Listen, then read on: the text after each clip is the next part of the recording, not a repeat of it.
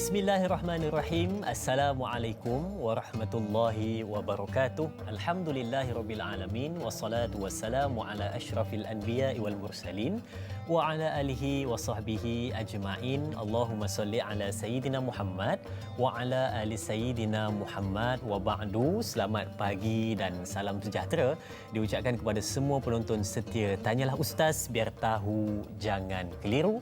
Hari ini kita dalam mood detik muhasabah. Apa khabar? Semoga semua dalam keadaan sihat, ceria selalu dan stay at home. Sama-sama kita jaga kita. Alhamdulillah.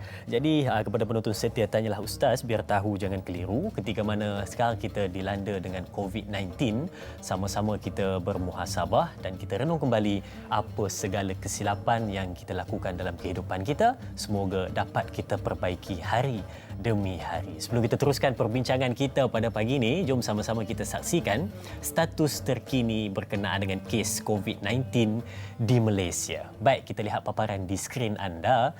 Okey, status COVID-19 Malaysia 27 April 2020, jumlah kes keseluruhan 5,820, jumlah kes yang masih aktif 1764, jumlah kes yang telah sembuh 3,957 dan yang mendukacitakan kita jumlah kematian 99, dan kita lihat juga di bawah itu ada kes baharu 40 kes, jumlah kes di ICU ada 37 dan kes sembuh baharu 95, kematian baharu ada 1. Jadi sama-sama kita ucapkan takziah kepada ahli keluarga dan semoga kita berdoa sama-sama bagi mereka yang masih lagi dirawat di hospital dan juga tempat kuarantin. Semoga cepat sembuh, kuat semangat dan dapat kembali melakukan tugasan dalam kehidupan seperti biasa dan dapat pulang bersama pangkuan keluarga yang tersayang. Baik, insya-Allah, amin ya rabbal alamin. Baik, kita teruskan Tanyalah Ustaz pada pagi ini, tanggal 28 April 2020 bersamaan dengan 5 Ramadan 1441 Hijriah. Kita bawakan kepada anda berkenaan dengan topik tentera kecil yang menggugat ketenangan. Jadi bagaimana kupasan dan perbincangan sebentar lagi kita akan bawakan kepada penonton-penonton. Sebelum saya terlupa, saya maklumkan awal kepada penonton-penonton yang ingin bertanyakan soalan, boleh pergi ke 3 saluran kita. Yang pertama untuk buat panggilan, boleh pergi ke 1800 881677 atau WhatsApp di talian 011123364480. Dan bagi mereka yang mungkin pagi ini tak berkesempatan untuk melihat di kaca TV di rumah, boleh melihat di mana anda berada menggunakan peranti anda Tanyalah Ustaz TV3, itu Facebook kita. Jangan lupa tekan butang suka dan kongsi untuk sama-sama sebarkan kebaikan. Jadi sebelum kita perkenalkan ahli panel yang bakal menjawab persoalan kita pada pagi ini, untuk kita bawakan khas kepada anda, saksikan dahulu VT istimewa untuk anda. Silakan.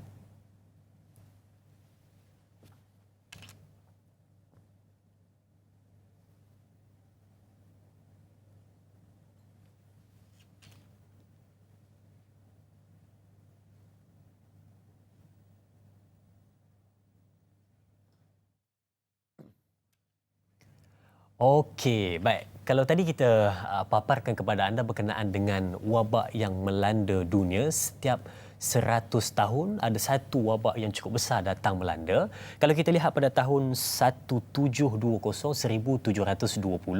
yakni wabak Marsil atau dikenali sebagai wabak hitam, pada tahun 1820, yakni wabak kolera. Dan pada tahun 1920 ada itu wabak flu Spanyol, dan pada tahun 2020 yakni tahun kini, yakni dikenali sebagai wabak corona virus dan juga COVID-19, yang mana kita sedia maklum. Jadi mungkin ada sesuatu setiap 100 tahun satu wabak yang timbul di atas muka bumi. Jadi untuk memberikan sedikit ulasan dan pencerahan, bersama-sama kita ahli panel yang kita bawakan khas pada pagi ini, tak lain dan tak bukan yang sentiasa bersama dengan kita di Tanyalah Ustaz, tidak asing di kaca TV, yakni Ustaz Mustafar Suki. Apa khabar Ustaz? Alhamdulillah sihat. Ahlan wa sahlan. Ahlan bik. Alhamdulillah. Jadi Ustaz, mungkin kita untuk awal ni Ustaz, tadi kalau kita dah saksikan berkenaan dengan 100 tahun satu wabak, 100 tahun satu wabak, dan nama-nama tadi cukup popular dan menggerunkan juga. Jadi mungkin ada sedikit ulasan berkenaan dengan wabak itu susah, boleh dikaitkan dengan tajuk kita, tentera kecil menggugat ketenangan. Silakan. Baik, bismillah wassalatu wassalamu ala Rasulillah. Innal hamdalillah nahmaduhu wa nasta'inuhu wa nastaghfiruh wa na'udzu billah min shururi anfusina wa min sayyiati a'malina. May yahdihillahu fala mudhillalah wa may yudlil fala hadiyalah. Asyhadu an la ilaha illallah wahdahu la syarikalah wa asyhadu anna Muhammadan 'abduhu wa rasuluh. Allahumma shalli wa sallim ala sayyidina Muhammad wa ala alihi wa ashabi wa man tabi'ahum bi ihsan ila yaumiddin. Amma ba'. Yang muliakan pengemudi Tanyalah Ustaz pada pagi ini Da'i Azrin, kemudian sidang penonton yang dirahmati Allah Subhanahu Wa Taala. Jadi alhamdulillah kita berada pada 5 Ramadan, sedar tak sedar, bermula pada hari Jumaat, sekarang kejap saja kan, dalam keadaan kita duduk di rumah. Baik, jadi bila kita sebut tentang tentera Allah Subhanahu Wa Taala, tentera kecil, ada tak di sana ayat-ayat Quran ataupun pandangan para ulama berkenaan dengan perkara ini di zaman silam? Kan, baik. Jadi antaranya adalah Allah Subhanahu Wa Taala sebut dalam surah Al-Muddathir pada ayat yang ketiga, pada ayat yang ke-31 Allah Subhanahu Wa Taala menyatakan wa ma ya'lamu jududa illa rabbik, wa ma ya'lamu jududa rabbika illahu, yang bermaksud tidaklah diketahui tentera-tentera Allah Subhanahu Wa Taala itu melainkan Allah Subhanahu Wa Taala. Baik, di sini para ulama membincangkan, antaranya Imam Qatadah menyebutkan dalam tafsirnya, satu ulama tabi'in yang hebat, yang besar, Imam Qatadah menyatakan bahawa maksudnya di sini adalah tidak diketahui bilangan tentera itu, berapa banyak tentera itu. Dan kemudian dijelaskan lagi oleh Al-Imam Syaukani dalam kitab beliau Fathul Qadir, ketika membahaskan tentang ayat ini, beliau menyatakan maksud sebenar Allah Subhanahu Wa Taala menyatakan pada ayat ini daripada sudut pertama sekali tentera Allah itu malaikat. Itu yang paling banyak, malaikat. Adapun beliau menyatakan selain daripada itu pun wujud di atas muka bumi Allah Subhanahu Wa Taala. Bahkan dijelaskan lagi oleh Imam Ahmad Mustafa Al-Maghari dalam kitab beliau, tafsir beliau dipanggil Tafsir Al-Maghari, iaitulah apakah yang dimaksudkan dengan tentera Allah. Salah satunya beliau menyentuh maksud tentera Allah juga termasuklah perkara-perkara yang kecil seperti wabak, seperti sakit yang melanda manusia, yang melanda dunia, termasuk juga benda-benda yang kita kata ataupun perkara-perkara yang halus seperti mana mikroorganisma yang sukar dilihat oleh pandangan mata kasar. Kemudian Syekh Dr. Ali Muhyiddin Al-Qurahudari dalam satu artikel bila membahaskan tentang isu ini, beliau menyatakan antaranya juga tentera Allah termasuk juga COVID-19. Ini maksudnya daripada sudut sejarahnya, daripada sudut tafsirannya, memang ada ayat Quran yang menyatakan ada tentera yang selain daripada para malaikat, antaranya adalah COVID-19. Dan kalau kita lihat daripada sudut perkembangan sejarah dan sebagainya, sebenarnya COVID ini bukan hanya sekadar seperti mana yang disebutkan tadi 100 tahun dan sebagainya, tapi sebelum tu lagi telah pun ada. Sebagai contoh pada zaman Nabi SAW, iaitulah lebih kurang dalam 6 ke 7 Hijrah, wabak ataupun ta'un ataupun wabak lah secara spesifiknya pernah melanda di Iraq pada waktu itu. Namun dia tidak dibukukan dalam kitab-kitab sejarah kerana kebanyakan yang ada itu melanda itu bukan kepada orang Islam, tapi menunjukkan bahawa wabak itu pernah wujud di atas muka bumi. Dan kemudian pada zaman pemerintahan Saidina Umar Khattab radhiyallahu anhu, iaitulah sekitar 18 Hijrah, selepas mana pembukaan Palestin, berlakunya wabak dipanggil ta'un amwas. Ta'un amwas ini berlaku asalnya tu merebak, punca itu berlaku di sebuah kampung yang dipanggil sebagai Amwas, itulah dekat dengan Baitul Maqdis. Dan kemudian dia merebak dan akhirnya menyebabkan kematian di Syam dan sebagainya. Lebih kurang kata Al-Hafiz Al-Imam Ibn Hajar Al-Asqalani dalam kitab beliau Madhul Ma'un, iaitulah sekitar 25,000 para sahabat yang meninggal dunia. Termasuklah antara sahabat yang besar Abu Ubaidah Al-Jarrah, Suhaib bin Amr, Mu'adz bin Jabal, dan para sahabat-sahabat yang lain radhiyallahu anhum ajma'in. Baik, dan ini menjadikan bahawa salah satu kita kata wabak ni bukan sekarang, bukan 2-3 tahun, 10 tahun, 100 tahun lepas, tapi telah pun berlaku di zaman Nabi dan para sahabat radhiyallahu anhum ajma'in. Cuma persoalannya, pernah tak wabak berlaku dalam bulan Ramadan? Kan yang lain kita cerita tu semua seakan-akan umum. Bulan Ramadan pernah berlaku. Disebutkan dalam kitab sirah, kitab sejarah dan sebagainya, riwayat yang benar, iaitulah ketika mana pada tahun 131 Hijrah yang dipanggil sebagai wabak Qutaibah bin Muslim, ataupun Muslim bin Qutaibah, yang mana berlaku tahun 131 Hijrah. Dan pada waktu itu kita kata dia berlaku di mana? Di Iraq juga, dan menyebabkan boleh kata setiap hari 1,000 orang meninggal dunia. Wabak ini bermula pada bulan Rejab, Ya. kemudian pergi kepada Syaban, kemudian Ramadan, kemudian Syawal baru berakhir. Nampak macam lebih kurang samalah. Mudah-mudahan kita berharap kalau ada dalam sejarah tu mungkin macam itulah apa yang berlaku pada kita hari ini. Itu yang pertama. Yang kedua berlaku iaitulah dipanggil wabak azim, wabak yang besar. Yang ini berlaku di Syam pada tahun 749 Hijrah. Ini juga merupakan satu wabak yang hebat sehingga sampai ke Eropah pada waktu itu, pada tahun yang demikian itu. Dan sehingga para alim ulama pada waktu itu ada di kalangan mereka yang mana menyeru kepada rakyat, kepada umat supaya memperbanyakkan amalan, mempertingkatkan kita kata segala ibadah, dan akhirnya antaranya juga mereka membaca Sahih Bukhari di Masjid Al-Azhar pada waktu itu supaya kekangan, supaya wabak ini tidak merebak ketika mana berlaku pada zaman itu. Itu menunjukkan bahawa wabak pernah berlaku pada bulan Ramadan seperti mana yang tercatat dalam sejarah umat Islam. Wallahu a'lam. Jadi satu yang menarik untuk kongsikan kepada kita tadi, mungkin ada yang terlepas pandang juga berkenaan dengan persoalan tu, tapi Ustaz berikan kepada kita, ada tak wabak berlaku dalam bulan Ramadan? Rupanya ada. Seperti yang diceritakan oleh Ustaz sebentar tadi, berkenaan dengan wabak yang datang dalam bulan Ramadan bermula dari Rejab dan berakhir pada bulan Syawal.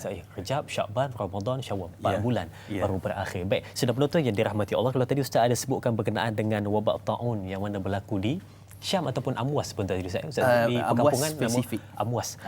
Dan juga disebutkan di situ di dalam wabak tersebut ramai sahabat-sahabat Nabi SAW yang meninggal dunia, dan kebanyakannya adalah mereka yang dekat dengan Rasulullah SAW yang soleh dan mereka yang baik-baik. Mungkin ada sesuatu yang nak disampaikan di situ Ustaz. Silakan. Baik, bismillah wassalatu wassalamu ala rasulillah. Bila kita merenung dan kita melihat daripada sudut apa yang kita bincangkan tadi, maka kita akan lihat di sana tentera-tentera Allah Subhanahu Wa Taala ni memang wujud dan memang ada. Dan kalau kita tengok daripada sudut sejarahnya yang lebih awal lagi, seperti contohnya kalau kita menafsirkan ayat daripada surah Al-Baqarah ayat 258, kisah satu orang yang berdebat dengan Nabi Ibrahim AS berkenaan tentang ketuhanan.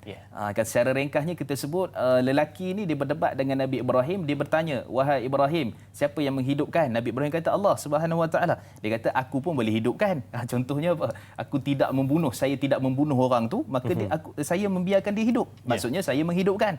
Kemudian saya juga boleh mematikan. Dia kata boleh mematikan maksudnya bila dia bunuh orang tu, matilah dia. Kan. Jadi dia berdebat sedemikian menggunakan akal. Kemudian Nabi Ibrahim mematikan hujah dia. Nabi Ibrahim menyatakan bahawa Allah Subhanahu Wa Taala menerbitkan matahari daripada daripada timur dan menenggelamkan daripada sebelah barat. Cuba kamu tukar. Kan bila disebut macam tu dia mati hujah.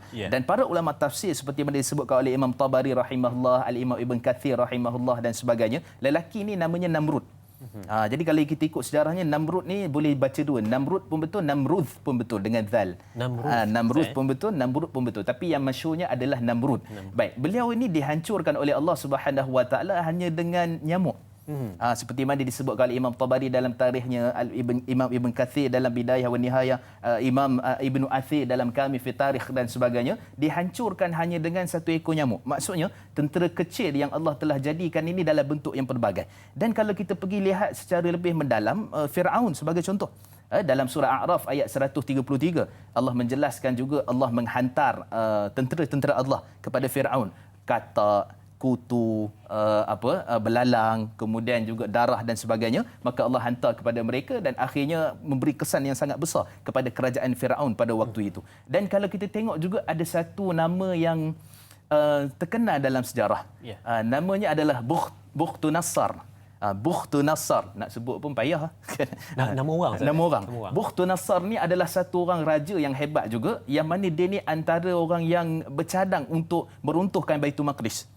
Disebut oleh Imam Tabari rahimahullah menyatakan bahawa dalam tarikhnya beliau ini juga antara orang yang mana Allah hantarkan nyamuk, tentera Allah Subhanahu Wa Taala. Dia hidup zaman Nabi mana tu? Lebih kurang zaman Bani Israel pada waktu itu. Dan selepas itu juga Allah Subhanahu Wa Taala hantarkan tentera-tentera Allah juga kepada Abraham, kepada tentera bergajah melalui burung ababil. Sebenarnya bukanlah nama burung tu burung ababil. Kan biasa kita dengar burung tu namanya burung ababil, tapi sebenarnya dia sifat burung tu.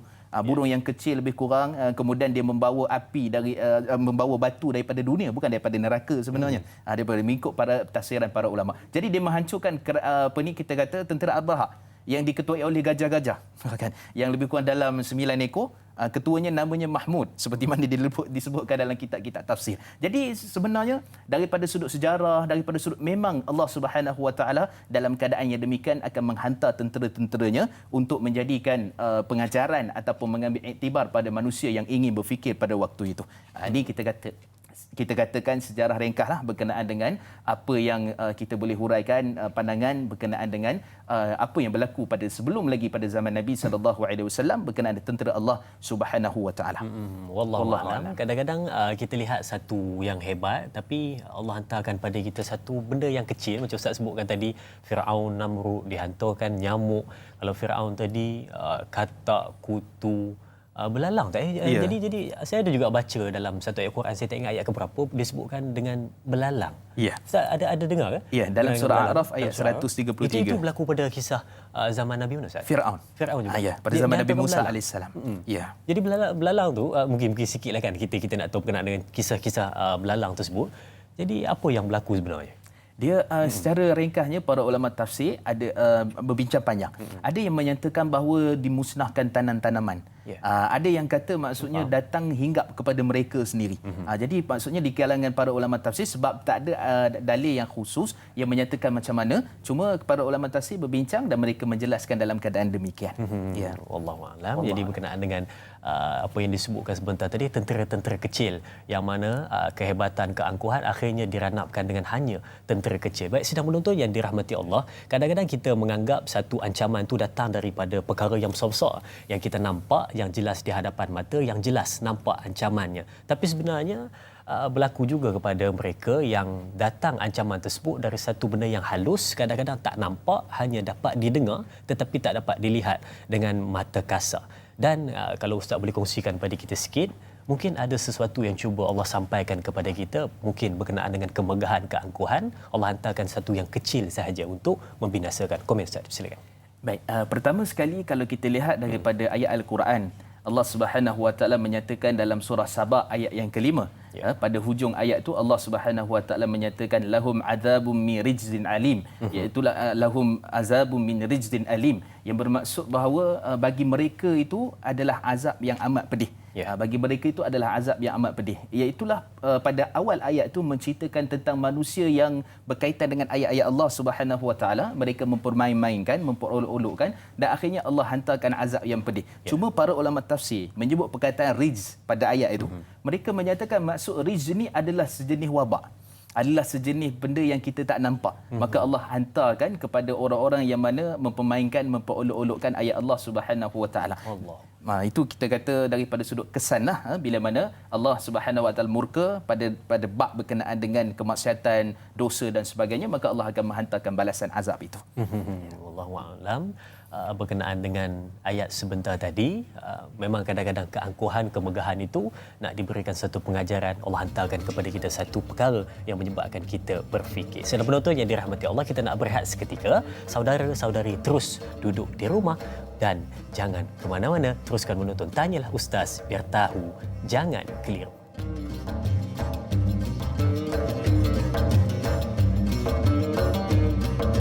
Bismillahirrahmanirrahim.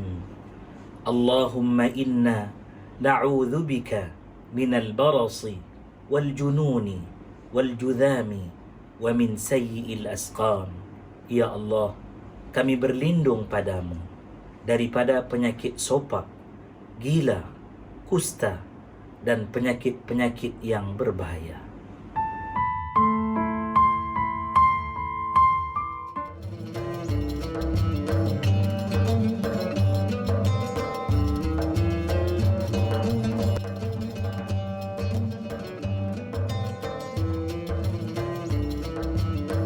Alhamdulillah bertemu kembali bersama Tanyalah Ustaz, biar tahu jangan keliru, detik muhasabah. Sama-sama kita renungkan apa yang berlaku di sekeliling kita. Mudah-mudahan memberikan satu tamparan hebat dalam hidup kita untuk memperbaiki diri kita. Baik sidang penonton, hari ini kita membincangkan berkenaan dengan topik tentera kecil yang mana menggugat ketenangan. Jadi betul atau tidak, tadi kita dah dengarkan serba sedikit berkenaan dengan mukadimah, perbincangan awal dan persoalan-persoalan yang dikongsikan. Mudah-mudahan memberi sesuatu manfaat pada kita. Baik, kita nak ambil soalan di Facebook Tanyalah Ustaz pada pagi ini dari sahabat Facebook kita yang pertama untuk hari ini, yakni Nur Hayati Ismail. Assalamualaikum. Di awal penularan wabak COVID-19 di Wuhan yang dikatakan berpunca dari tikus, seluruh dunia menuding jari dan melemparkan berbagai kata kejian. Namun bila ianya merebak dan menjadi pandemik, dunia mula tersedar dan mengambil pelbagai langkah mengekangnya. Apakah sebenarnya waktu itu Allah hanya menguji sebahagian kecil dari kita, tetapi ini sikap semula jadi manusia itu sendiri apabila terhantuk baru tengadah. Namun bagi yang beriman, inilah detik muhasabah. Mohon Ustaz kongsikan pandangan. Terima kasih Kak Yat Bandar Tasik Puteri Rawang Selangor. Terima kasih juga Kak Yat atas soalan yang dikongsikan pada kita berkenaan dengan mungkin kita boleh simpulkan di situ soalannya lebih kurang mereka yang mana tak ditimpakan satu musibah menuding jari kepada orang lain, tetapi bila mana sendiri yang terkena satu musibah tersebut, barulah kita berfikir. Mungkin Ustaz ada sesuatu menarik nak disampaikan berkenaan dengan soalan ini, Ustaz? Jawapannya, silakan. Baik, bismillah wassalatu wassalamu ala Rasulillah. Pertama sekali Allah Subhanahu Wa Taala sebut dalam surah Al-Anfal. Ya, Al-Anfal ni pada ayat yang ke-25 Allah Subhanahu Wa Taala menyatakan wattaqu fitnah. Maksudnya wattaqu fitnah la tusibanna alladhina zalamu minkum khassah. Yang bermaksud dan pelihara ataupun jaga-jagalah diri kamu daripada fitnah yang mana akan bukan hanya sekadar menimpa orang yang zalim di kalangan kamu. Baik, jadi fitnah di sini ujian pelbagailah daripada sudut yang umum. Jadi bila sebut Allah Subhanahu Wa Taala sebut ujian dan fitnah yang menimpa, Allah tidak spesifikkan hanya kepada orang yang zalim. Allah tidak spesifikkan hanya kepada orang-orang tertentu, tapi semua kena. Semua kena. Jadi ini dijelaskan juga oleh Nabi SAW dalam hadis yang sahih riwayat daripada Imam Muslim, yang mana Nabi menyatakan bila mana sesuatu fitnah itu datang, dia akan terkena kepada orang yang zalim ataupun orang-orang yang mana beriman di kalangan kamu, kemudian Allah hapuskan semua sekali. Dan pada waktu itu Allah menyatakan kemudian akan dibangkitkan di kalangan kamu itu dan akan dikira berdasarkan amalan mereka. Baik, jadi kesimpulannya daripada ayat Quran dan hadis yang saya sebutkan tadi memperlihatkan bahawa fitnah dan ujian ni dia tak kira siapa. Tuan guru, para alim ulama, para ustaz, para pendakwah ataupun siapa saja ataupun orang yang biasa, petani, peladang, semua kena. Jadi menunjukkan bahawa ini adalah satu keagungan kehebatan Allah Subhanahu Wa Taala. Jadi kalau kita kaitkan balik dengan persoalan yang ditanyakan tadi, bila mana dah kena, bila mana dah sekian, bila dah terhantuk baru tengadah, maka baru kita akan ambil iktibar daripada sudut. Jawapannya ya, benar. Manusia ni ada sifat-sifat yang sedemikian dan Allah Subhanahu Wa Taala menjadikan sifat manusia ni antaranya adalah al-ajb ataupun kita panggil sebagai ta'jil, tergopoh-gapah. Jadi bila gopoh-gapah ni maksudnya dalam keadaan demikian tak apa, itu mereka yang kena. Kita relax dulu kan, sabar dulu. Nanti bila dah kena baru kita bertindak. Itu menjadikan kita kata dalam keadaan demikian, sebab tu kalau kita tengok seluruh para umat dulu yang dihancurkan oleh Allah Subhanahu Wa Taala sebenarnya ada petanda. Allah hantarkan angin dulu berapa malam, 3 hari, kemudian Allah jadikan demikian dan sebagainya. Kemudian pada waktu tu mereka seolah-olah macam tidak mengambil pengajaran dan akhirnya Allah ranapkan semua sekali. Ini kita kata kita bimbanglah termasuk seperti mana apa yang berlaku pada zaman dulu, dan mudah-mudahan apa yang berlaku pada hari ini daripada sudut kita kata pentingkan diri, kesombongan dan sebagainya menjadi pengajaran kepada manusia daripada sudut pelbagai. Yang pertama daripada sudut pengajaran yang kita sebutkan tadi, yang kedua daripada sudut kesombongan, ego dan sebagainya. Bukan hanya bermudah-mudah kita kata tak apa, ini biar dulu. Kalau kita tengok daripada sudut asas, contoh H1N1.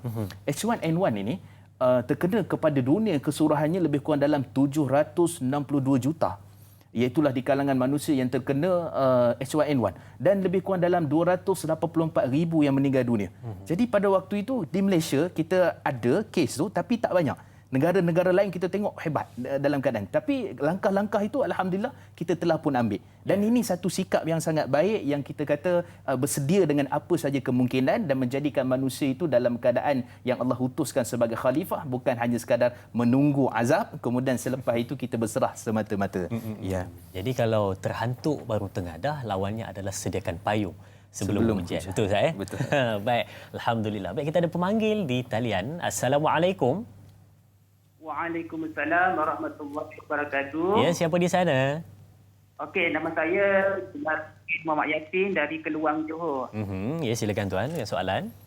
Okey, semoga dai dan ustaz dirahmati Allah Subhanahu Wa Taala dan disiapkan selama berpuasa. Baik, Terima kasih. Assalamualaikum Ustaz.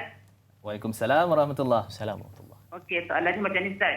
Kalau kita tengok coronavirus yang melanda dunia sekarang ini lebih tumpu kepada negara bukan Islam seperti Amerika Syarikat, Itali dan juga Perancis. Jadi persoalannya di sini Ustaz, adakah Allah Ta'ala nak beritahu kepada mereka semua supaya jangan sombong kepada Allah Subhanahu Wa Taala? Kerana kita tengok mereka semua banyak dengan senjata, tapi bila datangnya penyakit ini mereka semua seperti pun kalah. Dan itulah soalannya, adakah Allah Ta'ala nak beritahu kepada mereka supaya jangan sombong? Itu soalannya Ustaz. Baik, terima kasih kepada Tuan Jumari Muhammad Yasin atas soalan yang ditanyakan berkenaan dengan katanya tadi wabak COVID-19 kebanyakannya melanda negara yang bukan Islam katanya, yang mana disebutkan sebentar tadi contoh-contohnya, dan kita sebenarnya ada sesuatu yang nak dipapar kepada anda, tapi nanti kita akan tayangkan kepada anda sebentar lagi berkenaan dengan bagaimana statistik untuk dunia kes COVID-19. Jadi mungkin persoalan yang ditanyakan sebentar tadi katanya mungkin Allah nak menegur bagi mereka supaya jangan sombong, jangan angkuh dan jangan lupa akan sesuatu yang disebut sebagai hidup yang baik. Jadi Ustaz, silakan. Baik, bismillah wassalatu wassalamu ala Rasulillah. Pertama, betul seperti mana yang diperkatakan, maksudnya yang banyak menyerang itu antaranya adalah di kalangan negara-negara yang bukan Islam. Yeah. Seperti mana kalau kita tengok daripada sudut statistik, sehingga ke hari ini jam 8 malam semalam, lebih kurang dalam 3,017,000 kes. Jadi keseluruhan semakin meningkat dan sebagainya. Dan ia menjadikan kematian lebih kurang dalam 208,000 orang. Dan kebanyakannya yang mati itu meninggal dunia itu bukan daripada negara Islam. Cuma kita tengok dalam statistik yang kena banyak kes yang paling kurang sekali adalah Yaman. Yaman ni negara Islam lah. Yang paling bawah sekali daripada lebih kurang dalam 184 negara. Ini menunjukkan adakah kita nak katakan bahawa musibah hanya terkena kepada orang bukan Islam? Allah nak mengajar mereka. Kalau kita tengok daripada Al-Quran, Allah Subhanahu Wa Taala bila mana menegur Firaun, bila mana dihantarkan Nabi Musa, kemudian Firaun berkata qala ana rabbukumul a'la wa hadhihi anharu tajri min tahti. Kan antara ayat-ayat yang disebutkan dalam Quran. Aku sebenarnya adalah Tuhan yang Maha Besar, aku Tuhan. Kemudian pada waktu cuba kamu lihat ni, air yang mengalir di bawah aku ni aku yang buat.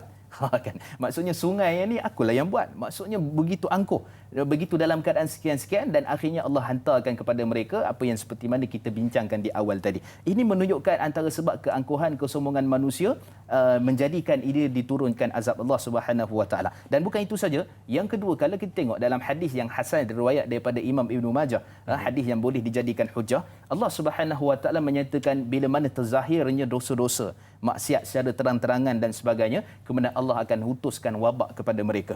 Jadi wabak tu pula seperti mana kita huraikan di awal tadi, dia bukan hanya terkena kepada orang-orang tertentu, semua sekali terkena musibah. Maka Allah Subhanahu Wa Taala nak jadikan ini sebagai salah satu daripada pengajaran dalam kehidupan kita, dan sebab tu Allah akhirkan pada ayat surah Al-Muddathir, pada ayat yang ke-31 Allah Subhanahu Wa Taala menyatakan wa ma hiya illa dzikra lil bashar. Tidaklah kami jadikan tentera hebat-hebat itu, termasuklah COVID-19 tadi kita sebutkan, melainkan dia semata-mata untuk peringatan kepada manusia. Manusia ni Allah sebut bashar. Allah tak sebut mukminin untuk orang beriman. Allah sebut bashar, maksudnya manusia. Jadi kalau kita boleh kaitkan dengan persoalan yang ditanyakan tadi, dia menjadi satu pengajaran, dia menjadi satu keadaan manusia supaya mengambil iktibar pada apa yang sebenarnya Allah telah sebutkan daripada sudut pengajaran daripada musibah yang menimpa kita. Jadi jelas daripada sudut tu memang Allah Subhanahu Wa Taala hendakkan kita jadi manusia yang sedar, tak kira Islam ataupun tidak, maka pada waktu itu sewajarnya sebagai manusia yang berfikir mengambil pengajaran daripada apa yang berlaku pada hari ini. Baik, setiap satu yang dikongsikan kepada kita bukan saja-saja ada sebab di sebaliknya, daripada sekecil-kecil benda sampai sebesar-besar benda, hatta perkataan juga yang digunakan dalam Quran juga memainkan peranan. Bukan digunakan perkataan mukmin, tapi digunakan perkataan lil bashar, untuk manusia, maknanya keseluruhan, umum, untuk semua. Baik, sidang penonton, kita ambil pula soalan di WhatsApp Tanyalah Ustaz dari sahabat kita, Tok Embuk Samarahan, Sarawak. Assalamualaikum. kebanyakan tentera-tentera Allah seperti yang Al-Fadil Ustaz sebutkan tadi adalah berupa haiwan, serangga seumpamanya. Selain daripada haiwan, serangga dan sebagainya, apakah bentuk-bentuk tentera Allah yang lain? Adakah fenomena alam, bencana dan sebagainya juga boleh dianggap sebagai tentera Allah? Mohon pencerahan Al-Fadil Ustaz. Terima kasih. Terima kasih juga Tok Mbok atas soalan yang dikongsikan. Berkenaan dengan, cantik soalannya, ditanya kalau Ustaz kongsikan tadi berkenaan dengan haiwan, binatang dan sebagainya, ada tak yang lain dikategorikan juga boleh disebut sebagai tentera Allah? Silakan Ustaz. Baik, bismillah wassalatu wassalamu ala Rasulillah. Ada, jawapannya ada. Ada. Seperti mana Allah sebut dalam surah A'raf ayat 133, selain daripada katak belalang dan sebagainya yang menyerang Firaun, ada juga dipanggil tufan. Tufan ni para ulama tafsir antaranya Imam Tabari rahimahullah, Taufan ni maksudnya dia bukan taufan yang kita faham tu. Oh, bukan tornado saya. Bukan. Ada sebahagian tafsir seperti mana kata Imam Tabari, maksudnya adalah air. Air adalah tentera Allah yang mana menghancurkan Firaun. Kan dalam keadaan demikian. Jadi kalau kita nak kata tentera Allah ni hanya spesifik kepada serangga, jawapannya tidak. Dia maksudnya menyeluruh dan Allah Subhanahu Wa Taala jadikan pelbagai. Cuma persoalannya, adakah manusia juga tentera Allah? Kan itu juga perbincangan yang panjang di kalangan para ulama tafsir. Antaranya Allah sebut dalam surah Muhammad. Ni kita bukan hanya spesifik kepada makhluk lah, manusia itu sendiri. Dalam surah Muhammad ayat yang ke-7, Allah Subhanahu Wa Taala menyatakan, ya ayyuhallazina amanu in tansurullaha yansurukum wa yuthabbit aqdamakum. Ia bermaksud wahai orang-orang yang beriman, sesungguhnya Allah Subhanahu Wa Taala menyatakan bahawa jika kamu menolong agama Allah, maka Allah akan tolong kamu dan akan menetapkan pendirian kamu ataupun pegangan kamu. Baik, daripada ayat ni kata Imam Tabari dan sebahagian ulama tafsir, maksudnya adalah keluar tolong tu berjihad jalan Allah, tentera Allah. Kan keluar ke medan perang dan sebagainya untuk menegakkan kalimah Allah Subhanahu Wa Taala. Maksudnya tentera ni boleh jadi pelbagai. Boleh jadi manusia, boleh jadi kita kata air, taufan, angin, ribut dan sebagainya. Maka serangga, semua itu termasuk dalam tentera Allah Subhanahu Wa Taala. Cuma siapakah di antara mereka yang akan memusnahkan antara satu sama lain? Itu semua di sisi Allah Subhanahu Wa Taala dan tidak layak untuk kita nak katakan bahawa ini semua tentera. Mungkin manusia juga sesama manusia. Betul. Boleh jadi juga. Mungkin juga kita kata manusia dengan api ataupun dengan air dan sebagainya. Maka ini menunjukkan salah satu kebesaran Allah Subhanahu Wa Taala menjadikan makhluk ini dalam pelbagai keadaan, dalam bentuk dan juga dalam sama ada manusia, sama ada juga berkaitan dengan makhluk-makhluk kecil dan sebagainya. Baik. Kalau kita ingat Ustaz, seperti mana yang Ustaz kongsikan pada kita kalau silap di awal tadi, dalam surah Al-A'raf yang tu berkenaan dengan kisah Firaun, ada disebutkan belalang, topan, katak dan juga darah, Ustaz, juga termasuk dalam tentera Allah Subhanahu Wa Taala. Jadi mungkin ada sedikit kupasan berkenaan dengan bagaimana yang dikatakan darah sebagai tentera Allah tu, Ustaz. Silakan. Baik, darah sebagai tentera Allah Subhanahu Wa Taala ini panjang perbahasan di kalangan para ulama. Ada yang menyatakan bahawa maksud darah di sini adalah darah itu sendiri bila mana terkena penyakit. Kan? Bila mana terkena penyakit, maksudnya penyakit yang dibawa disebabkan oleh darah. Sebab tu kalau kita kata tengok daripada sudut hemodialisis, itu bukan tukar air, tukar darah kan. Penat nak buat 5 jam dan sebagainya kan untuk tukar darah. Kemudian juga dalam keadaan kita kata darah ini tidak sesuai untuk orang ni, darah ini tidak sesuai, ada A, ada O, ada B dan sebagainya. Jadi menjadikan bahawa itu salah satu tafsiran yang menyebutkan bahawa darah adalah tentera Allah Subhanahu Wa Taala. Dan ada sebahagian para ulama menyatakan bahawa di kalangan ulama tafsir, bila mana belalang apa semua datang tu, bila mana menggigit Firaun tentera-tenteranya dan akhirnya memberi kesan kepada darahnya. Jadi maksudnya dia satu perjalanan yang mana menjadi satu kesinambungan dan akhirnya menjadikan kesan yang sedemikian dan melenyapkan tentera Firaun pada waktu itu terkena musibah dan sebagainya. Baik, itu dia. Mungkin kita dapat fahami di situ darah juga termasuk dalam tentera Allah Subhanahu Wa Taala. Mungkin kita terlepas pandang berkenaan dengan tentera tersebut. Baik, kita ada soalan seterusnya di Facebook Tanyalah Ustaz TV3 dari sahabat kita Mazni Hasan. Assalamualaikum warahmatullahi wabarakatuh. Ustaz, ada negara maju yang begitu angkuh dan dengan kepesatan dan pemodenan negaranya sehingga sanggup mencabar mana-mana kuasa dunia yang lain. Mungkin kelengkapan moden tidak mampu untuk mengalahkan negara berkenaan, tetapi cukuplah hanya virus kecil yang dikirimkan Allah bagi melumpuhkan ekonomi negara berkenaan. Dengan virus ini, segala kasino, kelab malam, kilang-kilang arak sudah lagi tidak beroperasi. benarlah di sebalik ujian hebat ini ada hikmah terbesar yang Allah turunkan kepada kita. Apa pandangan Ustaz tentang hal ini Ustaz? Mohon pencerahan. Terima kasih. Terima kasih juga Puan Mazni Hasan soalan yang dikongsikan berkenaan dengan tak payah besar-besar, hanya tentera kecil sahaja berupa wabak yang datang tak nampak dengan mata kasar tetapi dapat meranapkan satu benda yang cukup gah dan besar. Silakan Ustaz. Baik, bismillah wassalatu wassalamu ala Rasulillah. Pertama, Allah sebut dalam Nabi SAW bersabda dalam hadis sahih riwayat Imam Muslim berkenaan dengan isu yang kita bincangkan ini. Dalam sahih riwayat Imam Muslim tu disebutkan bahawa bila mana terzahirnya berkaitan dengan riba, dengan hiburan melampau, dengan zina dan sebagainya, maka akhirnya Allah Subhanahu Wa Taala akan membalas dengan azab, dipercepatkan azab. Jadi menunjukkan bahawa seperti mana contoh-contoh yang dibawakan tadi, memang ya hakikatnya benar berlaku. Dan kalau kita tengok daripada sudut COVID-19 ini, dia bukan hanya terkena kepada nelayan, bukan terkena orang seperti kita, terkena kepada syarikat penerbangan, terkena kepada perhotelan, terkena juga kepada semua berkaitan dengan ekonomi, lumpuh semuanya. Ini menjadikan salah satunya kita kata di mana kehebatan sebenar manusia yang tidak kembali kepada Allah Subhanahu Wa Taala. Sebab tu ini merupakan rentetan daripada apa yang kita bincangkan ini, menjadikan sebenarnya manusia hendak mengambil pengajaran ataupun tidak. Sebab tu Allah sebut dalam surah dalam surah Rum ayat 42, qul siru fil ardi fayanzuru kaifa kana min qabl. Yang mana Allah Subhanahu Wa Taala menyebutkan bahawa berjalanlah kamu di atas muka bumi, lihat, fikirkan, renung-renungkan bagaimana kami telah timpakan musibah, kami azab orang-orang yang sebelum kamu.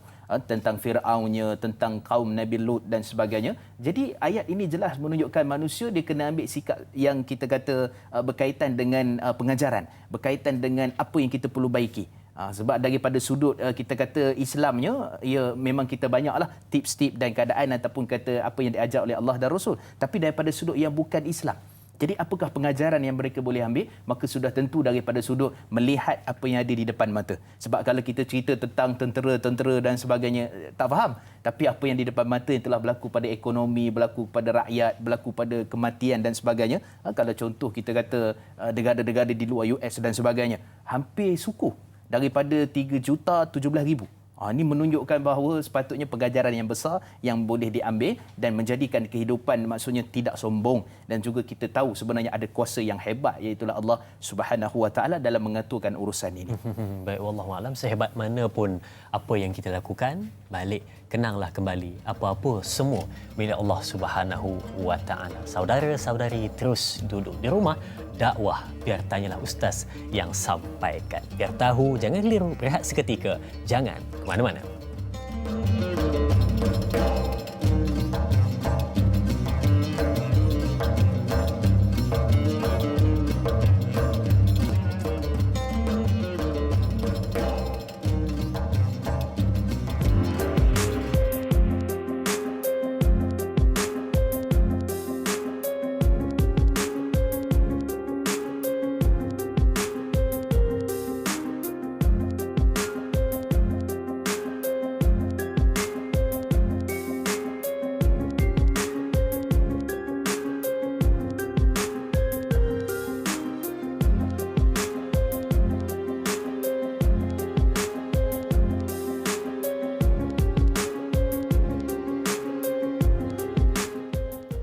Seluruh dunia merasai bagaimana kesan COVID-19 yang melanda ketika ini.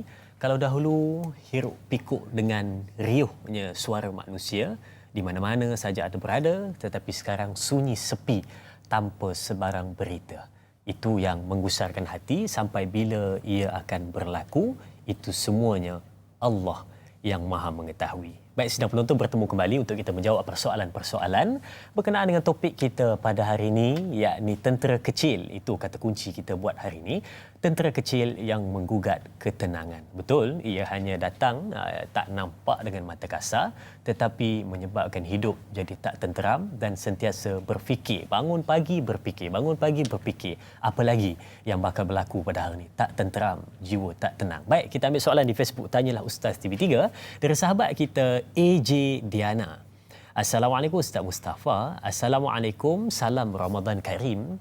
Adakah dengan tertutupnya masjid-masjid Kota Madinah, Kota Mekah membuktikan betapa terkesannya umat Islam, umat Nabi Muhammad sallallahu alaihi wasallam, khususnya akibat tentera kecil ini?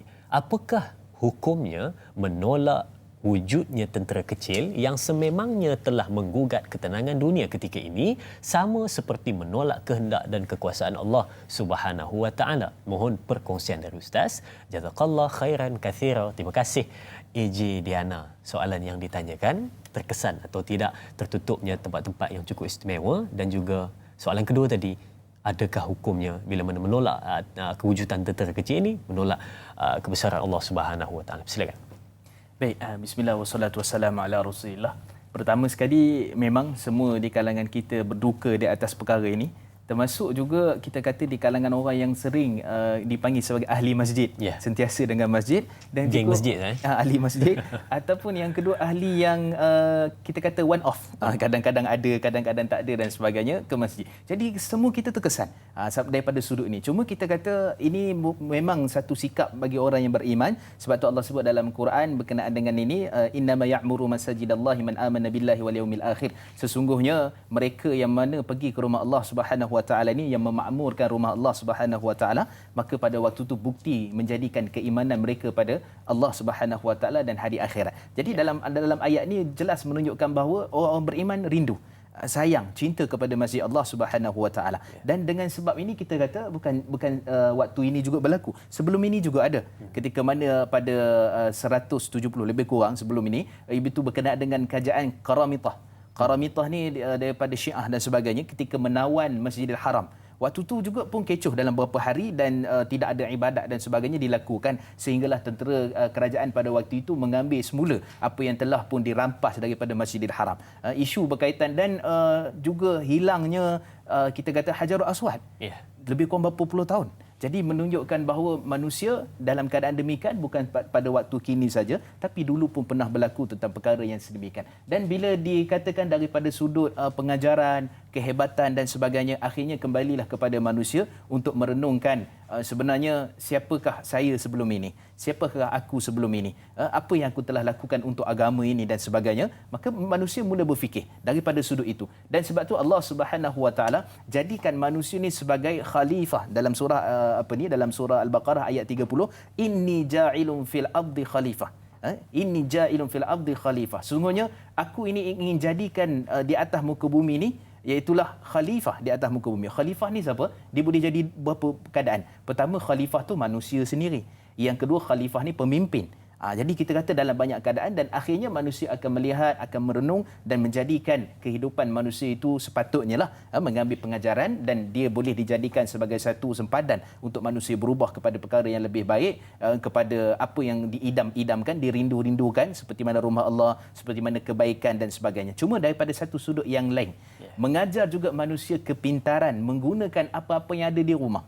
Kalau dulu sedekah nak kena pergi tabung masjid, sekarang ni boleh online kan. Kalau dulu sekian-sekian ceramah kita nak pergi satu tempat surah masjid, sekarang boleh saja live FB dan sebagainya. Lebih mudah. Jadi semua ni dakwah mesej Islam ni, dan sebab tu alhamdulillah dalam mazhab Imam Syafi'i, pergi masjid ini memakmurkan rumah Allah ni adalah sunat muakkadah, sunat yang sangat dituntut. Bayangkan kalau pendapat dalam mazhab Imam Syafi'i menyatakan wajib, seperti mana Imam Ahmad. Agak sukarlah pada waktu itu, tapi alhamdulillah dengan sebab darurat juga, akhirnya dengan sebab sukar dan dalam keadaan demikian, maka manusia diringankan hukumnya, tidak perlu ataupun dalam inisiatif ataupun kata dalam arahan kerajaan dan sebagainya, maka jangan pergi tempat pengumpulan itu, walaupun kadang-kadang nampak dia macam syiar agama. Memang sebenarnya terkesan sangat. Tambahan pula kita berada dalam bulan Ramadan, selalunya 30 hari dalam bulan Ramadan memang kita tak lekang berada di masjid, berada di surau untuk mengimarahkan daripada subuh. Sebelum subuh kita bersama di sana sehinggalah selepas Isyak tetap berada di sana. Itu yang menggembirakan. Tetapi tahun ini tidak ada. Baik, kita ada pemanggil di talian. Assalamualaikum. Assalamualaikum warahmatullahi wabarakatuh. Ya tuan, siapa di sana? Ya, Da'i Adrian dan juga Ustaz Mustafa Suki. Saya Omar Abdul Majid dari Felda Cini Timur 3 Pekan Pahang. Assalamualaikum Ustaz dan Da'i. Waalaikumsalam warahmatullahi. Ya, soalan saya begini Ustaz ya. Seperti sedia maklum Ustaz ya, apabila COVID-19 melanda negara kita Ustaz ya. Jadi saya nak sebut di segi pendidikan ya. Jadi apabila COVID melanda, semua sekolah tutup, tak apa anak-anak pelajar kita tak boleh ke sekolah ya. Jadi mungkin kalau ada pun mereka hanya melalui pendidikan melalui maya ataupun alam maya saja. Jadi soalan saya Ustaz, apakah sebenarnya COVID-19 ini yang berlaku ini memberi ibrah? Kalau kita nak nak guru ni, biasanya kita berdepan dengan guru kan, kita nak menuntut ni. Biasanya ustaz-ustaz pun ada sebut ya.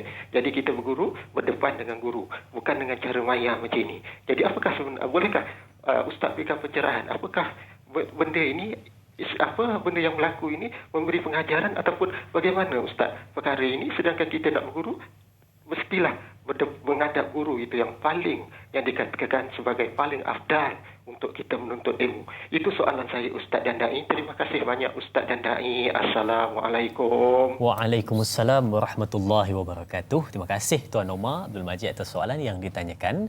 Ialah bila mana dalam tempoh PKP tak dapat pergi ke sekolah, anak-anak duduk di rumah, kelas pun online dengan guru-guru ada di WhatsApp, ada di Facebook dan sebagainya, macam-macam cara tersendiri kreativiti guru-guru bagaimana nak lakukan kelas secara online saya.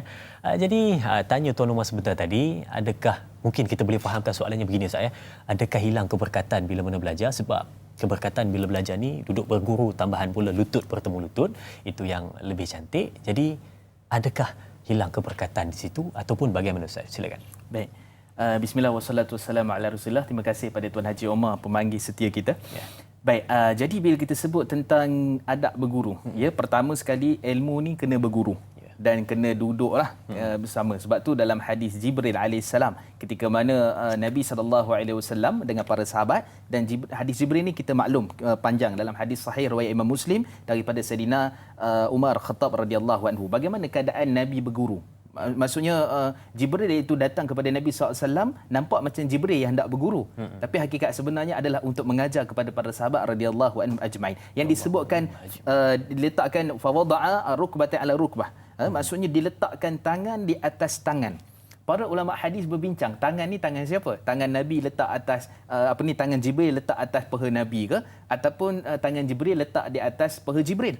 Jadi ini perbincangan panjang. Baik, tapi ceritanya fokusnya apa dia? Belajar tu secara berguru. Baik, cuma dalam hadis yang kita biasa dengar, hadis ni hadis palsu yang tidak benar, iaitu malam syaikhu fa syaikhu syaitan. Siapa yang mana tidak ada guru, maka gurunya adalah syaitan. Pertama, hadis ini palsu. Hadis ini tidak sahih. Cuma kita kata daripada sudut apa yang berlaku pada zaman sekarang, adakah dia kira macam hilang keberkatan? Betul. Dalam hadis yang sahih riwayat Imam Tirmizi dan sebagainya menyatakan malaikat akan turun, akan memayungi, akan disebutkan namanya di sisinya dan sebagainya, menunjukkan keberkatan dalam majlis ilmu.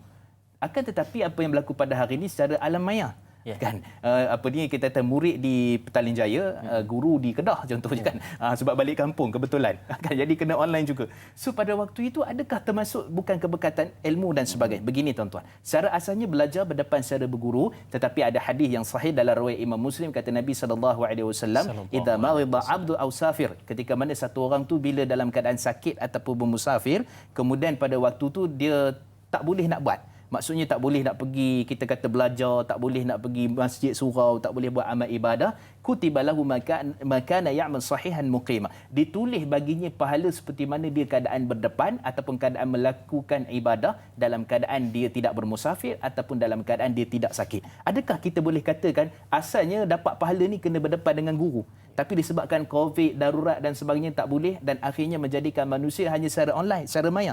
Maka kalau kita ambil konteks hadis ini secara umumnya, dia termasuk dalam darurat dan termasuk juga dalam pahala yang insya-Allah mudah-mudahan Allah Subhanahu Wa Taala berkati. Jadi tak boleh kita kata sebab tu dulu ada orang kata kenapa berguru dengan YouTube?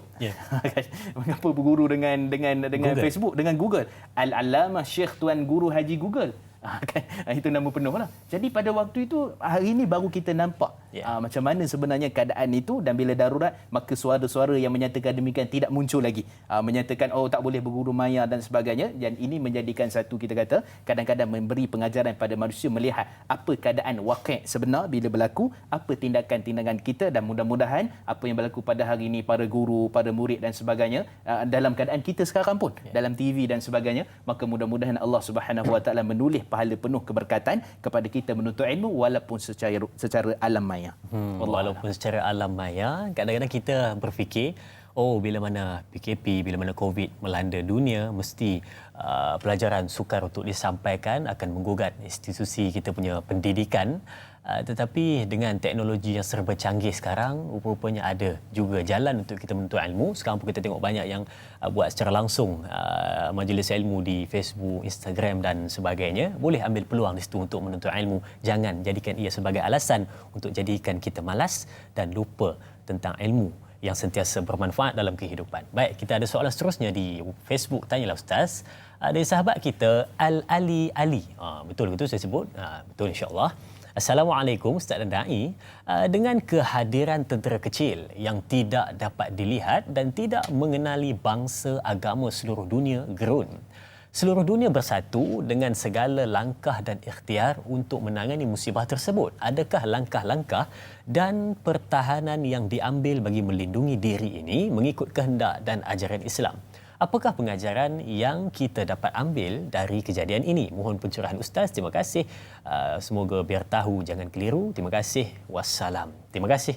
Al-Ali Ali. Katanya tadi, yang pertama saya dapat di situ, adakah segala ikhtiar dan apa yang kita lakukan dalam kehidupan kita dapat kita lakukan sebaiknya mengikut ajaran Islam? Dan yang kedua tadi katanya, apa ibrah yang penting dapat kita ambil ketika mana dalam tempoh kita dengan wabak COVID-19 ini Ustaz. Jadi ada sikit mungkin boleh ditambah di situ Ustaz, yang melibatkan dengan katanya tadi pertahanan apa semua tu. Sekarang kita tengok secanggih mana pun teknologi untuk perubatan, tapi belum lagi dapat mencari penawar untuk wabak COVID-19. Mungkin boleh selitkan sikit Ustaz. Silakan. Baik, bismillah wassalatu wassalamu ala Rasulillah. Terima kasih kepada Ali tadi yang bertanya. Baik, jadi secara asasnya kita sebut apa yang kita buat pada hari ini, alhamdulillah, semua itu menepati apa yang Allah kehendaki dalam Quran dan hadis-hadis Nabi SAW. Seperti mana kita sebut kuarantin, ada hadisnya dalam riwayat Imam Al-Bukhari. Seperti mana kita sebut juga tentang isu kebersihan. Kan sebelum ni kita tak pernah dengar nama hand sanitizer ni. Kan? Mungkin pernah dengar tapi jarang guna. Yeah. Tapi hari ni tiap-tiap hari. Sebelum ni topeng dan sebagainya kita tak pernah guna, dan hari-hari kita guna. Jadi menunjukkan di sana kebersihan juga sebenarnya salah satu daripada Islam. Dalam hadis sahih riwayat Imam Muslim, kata Nabi SAW, al-tahuru syatrul iman. Maksudnya kebersihan itu daripada sudut umumnya iaitulah daripada iman. Jadi ini menunjukkan satu apa yang dibuat pada hari ini dengan langkah-langkah pencegahan daripada sudut barisan hadapan dan sebagainya, maka semua ini menunjukkan bahawa dia bertepatan dengan apa yang Allah kehendaki. Begitu juga daripada sudut taat kepada duduk kat rumah pemerintah. Taat pemerintah adalah daripada Islam, dan dia merupakan dari sebahagian para ulama kata sebahagian pada akidah, sebahagian menyatakan sebahagian daripada fiqh dan sebagainya. Cuma kita kata asasnya itu semua apa yang kita lakukan hari ini daripada sudut pemerintah, daripada sudut kita sendiri, semua bertepatan dengan apa ataupun barisan hadapan, semua bertepatan dengan apa yang Allah Subhanahu Wa Taala kehendaki. Dan pengajarannya daripada sudut asas seperti mana disebutkan tadi dalam virus H1N1 tidak ada kita kata vaksin contohnya, dan kita lihat hari ini manusia telah cuba lagi untuk mencari apakah penawar kepada COVID-19. Kan? Atau kalau kita katakan, kalaulah contohnya pada satu hari nanti, mudah-mudahanlah insya-Allah ditemui penawar COVID ataupun jenis vaksin yang ada pada ditemukan daripada sudut sains dan sebagainya, maka pada waktu itu secara asasnya wajib untuk kita ambil. Seperti mana sebelum ni kita ada vaksin haji dan sebagainya, langkah-langkah pencegahan wajib untuk diambil, cacar dan sebagainya. Begitu juga kalau munculnya vaksin ini wajib untuk kita ambil. Seperti mana Nabi SAW sebut dalam riwayat Al-Imam Ibn Majah, Tirmizi dan sebagainya, hadis yang hasan, la dhara wa la dirar. Jangan kamu mudarat dan memudaratkan orang lain. Maksudnya langkah pencegahan itu merupakan juga daripada saranan perintah daripada Allah Subhanahu Wa Taala. Jadi pengajarannya manusia sudah mula bertindak mencari solusi keadaan ataupun kita kata sebagai penawar apa yang berkaitan dengan COVID-19 ini. Dan sebab tu kita suka juga nak sebut sukarnya untuk Allah Subhanahu Wa Taala bila mendatangkan ujian, tak tahu dalam apa bentuk, baru manusia cari apakah dia punya penyelesaian. Kalau tak kita tak bersedia, sebab kita tak pernah tahu kan, kita tak pernah cuba, tak pernah test, tak pernah try, cuba test try kan, semua tak pernah try, tak pernah kita laksanakan. Jadi bila dah ada, baru manusia akan ada ruang berfikir, saintis akan berkumpul, para doktor, para alim ulama, kita berfikir apa penawar dan sebagainya. Maka sebab tu kita pergi tadi memang bertepatanlah dengan soalan yang ditanya, dan dia mudah-mudahan menjadikan manusia ini semakin bertambah fikirannya, ilmunya, daripada sudut ketajaman akal, daripada perbincangan yang disebutkan itu. Wallahualam. Tapi betul, kata Ustaz sebentar tadi, kadang-kadang dalam kehidupan tak ada apa yang berlaku, kita duduk dalam keadaan selesa, tapi satu musibah, benda yang tidak diingini datang dalam kehidupan, sakit dan sebagainya, itu membuka minda kita untuk mencari di mana solusi dan juga penawarnya. Baik, sidang penonton, ada soalan di Facebook, tanyalah Ustaz, dari sahabat kita Muhammad Aziz. Muhammad Aziz.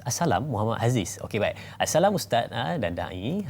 Saya nak tanya, kita semua sedia maklum bahawa setiap kali bila ada berlaku apa-apa kerosakan dari tangan manusia itu sendiri, maka Allah akan membersihkan kotoran itu, baik dengan cara banjir, tsunami dan juga terbaru ialah COVID-19. Persoalan saya, adakah betul bahawa Allah Subhanahu Wa Taala sedang mencuci segala kotoran akibat dari tangan manusia itu dengan menghantar penyakit atau wabak COVID-19 ini? Terima kasih Ustaz. Salam Ramadan Karim. Terima kasih kepada sahabat kita Muhammad Aziz atas soalan yang ditanyakan. Baik, kita simpan soalan itu untuk jawab sebentar lagi. Kita nak berehat seketika. Saudara-saudari, terus duduk di rumah dakwah. Biar tanyalah Ustaz yang sampaikan. Biar tahu, jangan keliru. Berehat seketika. Jangan ke mana-mana.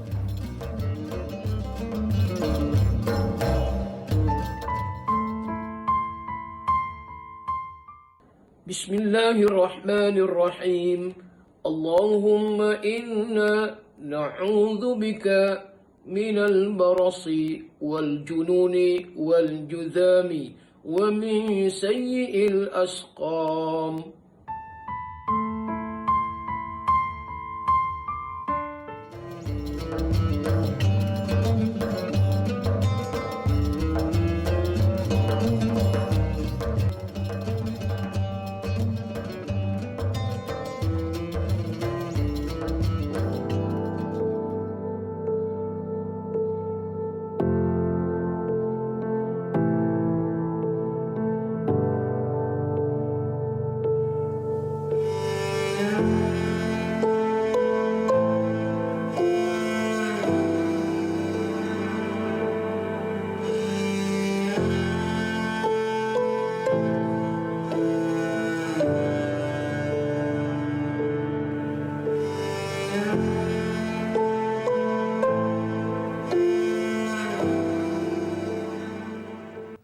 Lihat bagaimana wabak COVID-19 merebak ke seluruh dunia, bukan hanya di negara kita tetapi ke seluruh dunia umumnya. Baik, jadi mungkin kita boleh kaitkan apa yang kita lihat sebentar tadi dengan persoalan dari sahabat kita sebelum kita berehat sebentar tadi. Ada bertanyakan soalan pada kita, mungkin kita boleh bacakan sekali lagi untuk makluman penonton-penonton. Dari sahabat kita Muhammad Aziz. Baik, apakah soalan yang ditanyakan? Katanya dia ingin bertanya, adakah bila mana berlakunya kerosakan di atas muka bumi disebabkan tangan manusia, maka Allah akan membersihkan kotoran itu baik dengan banjir, tsunami ataupun yang terbaru COVID-19 katanya.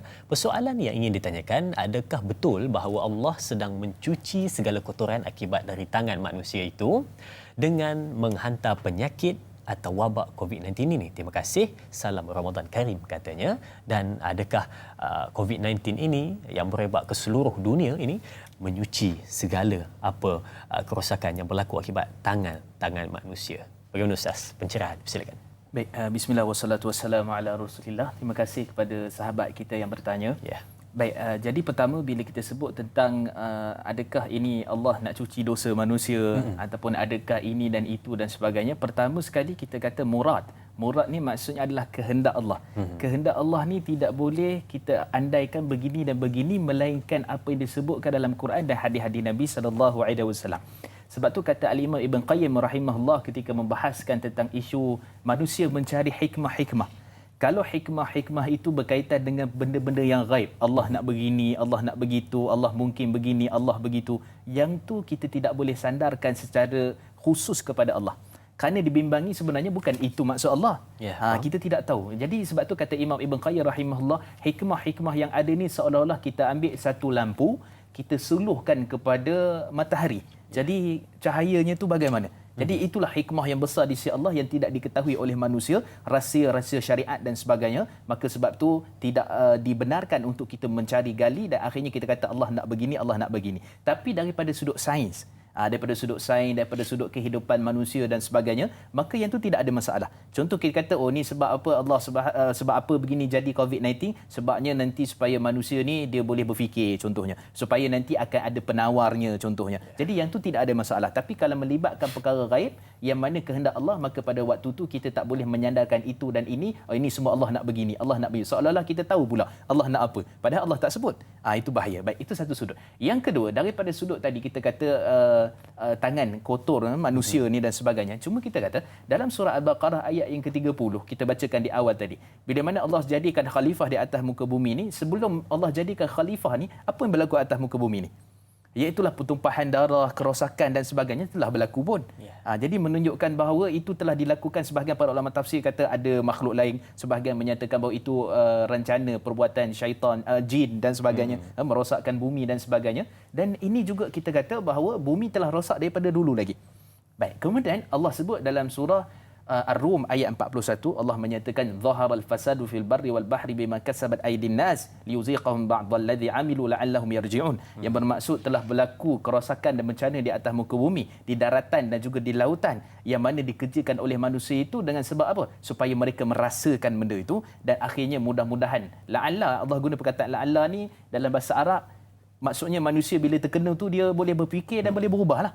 Bukan dia kata duk tengok macam tu tak berubah kan. Patutnya dia boleh berfikir dan berubah. Jadi ayat ini menunjukkan bahawa kerosakan itu kadang-kadang berlaku di atas muka bumi sebabkan tangan manusia. Tapi kita kena tengok, ayat ini tidak lengkap kalau kita tak tengok ayat sebelum dan ayat selepas. Pada ayat yang ke-40 Allah Subhanahu Wa Taala ceritakan Allah Maha menjadikan, Allah mematikan, Allah Subhanahu Wa Taala ni mencipta dan sebagainya, dan akhirnya Allah Subhanahu Wa Taala menyatakan, adakah patut kamu lagi mensyirikkan Allah selain daripada Allah yang Maha hebat tadi? Kan Allah tanya kepada manusia. Jadi daripada sudut itu kita akan lihat bahawa kesyirikan, khurafat, kita kata apa lagi, tagut, penyembahan dan sebagainya selain daripada Allah, itu juga kerosakan. Kemudian Allah sebut pada ayat yang ke-42 selepas ayat yang kita bacakan kerosakan tadi, Allah menyatakan, saya betulkan sebab pertama tadi saya ada sikit tertinggal tu, Allah Subhanahu Wa Taala menyatakan qul fi sirru fil ard.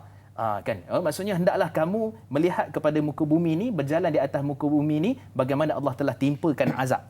Qul siru fil ardi fayanzuru kaifa kana aqibatul ladzina min qabl. Berjalanlah kamu di atas muka bumi ini dan kamu lihat macam mana Allah telah timpakan orang-orang yang sebelum ini dengan azab dan sebagainya. Jadi kalau kita kata kehendak Allah begitu, kita tak boleh nak cakap lah. Tapi kalau kata antara hikmahnya supaya manusia sedar, supaya manusia ni kembali kepada Allah, supaya manusia ni tahu ujian Allah ni untuk menguatkan iman, menjauhi segala kesyirikan dan kepercayaan yang karut marut dan sebagainya, maka yang tu boleh kita katakan secara ringkasnya. Wallahu a'lam. Wallahu a'lam. Baik, terima kasih Ustaz.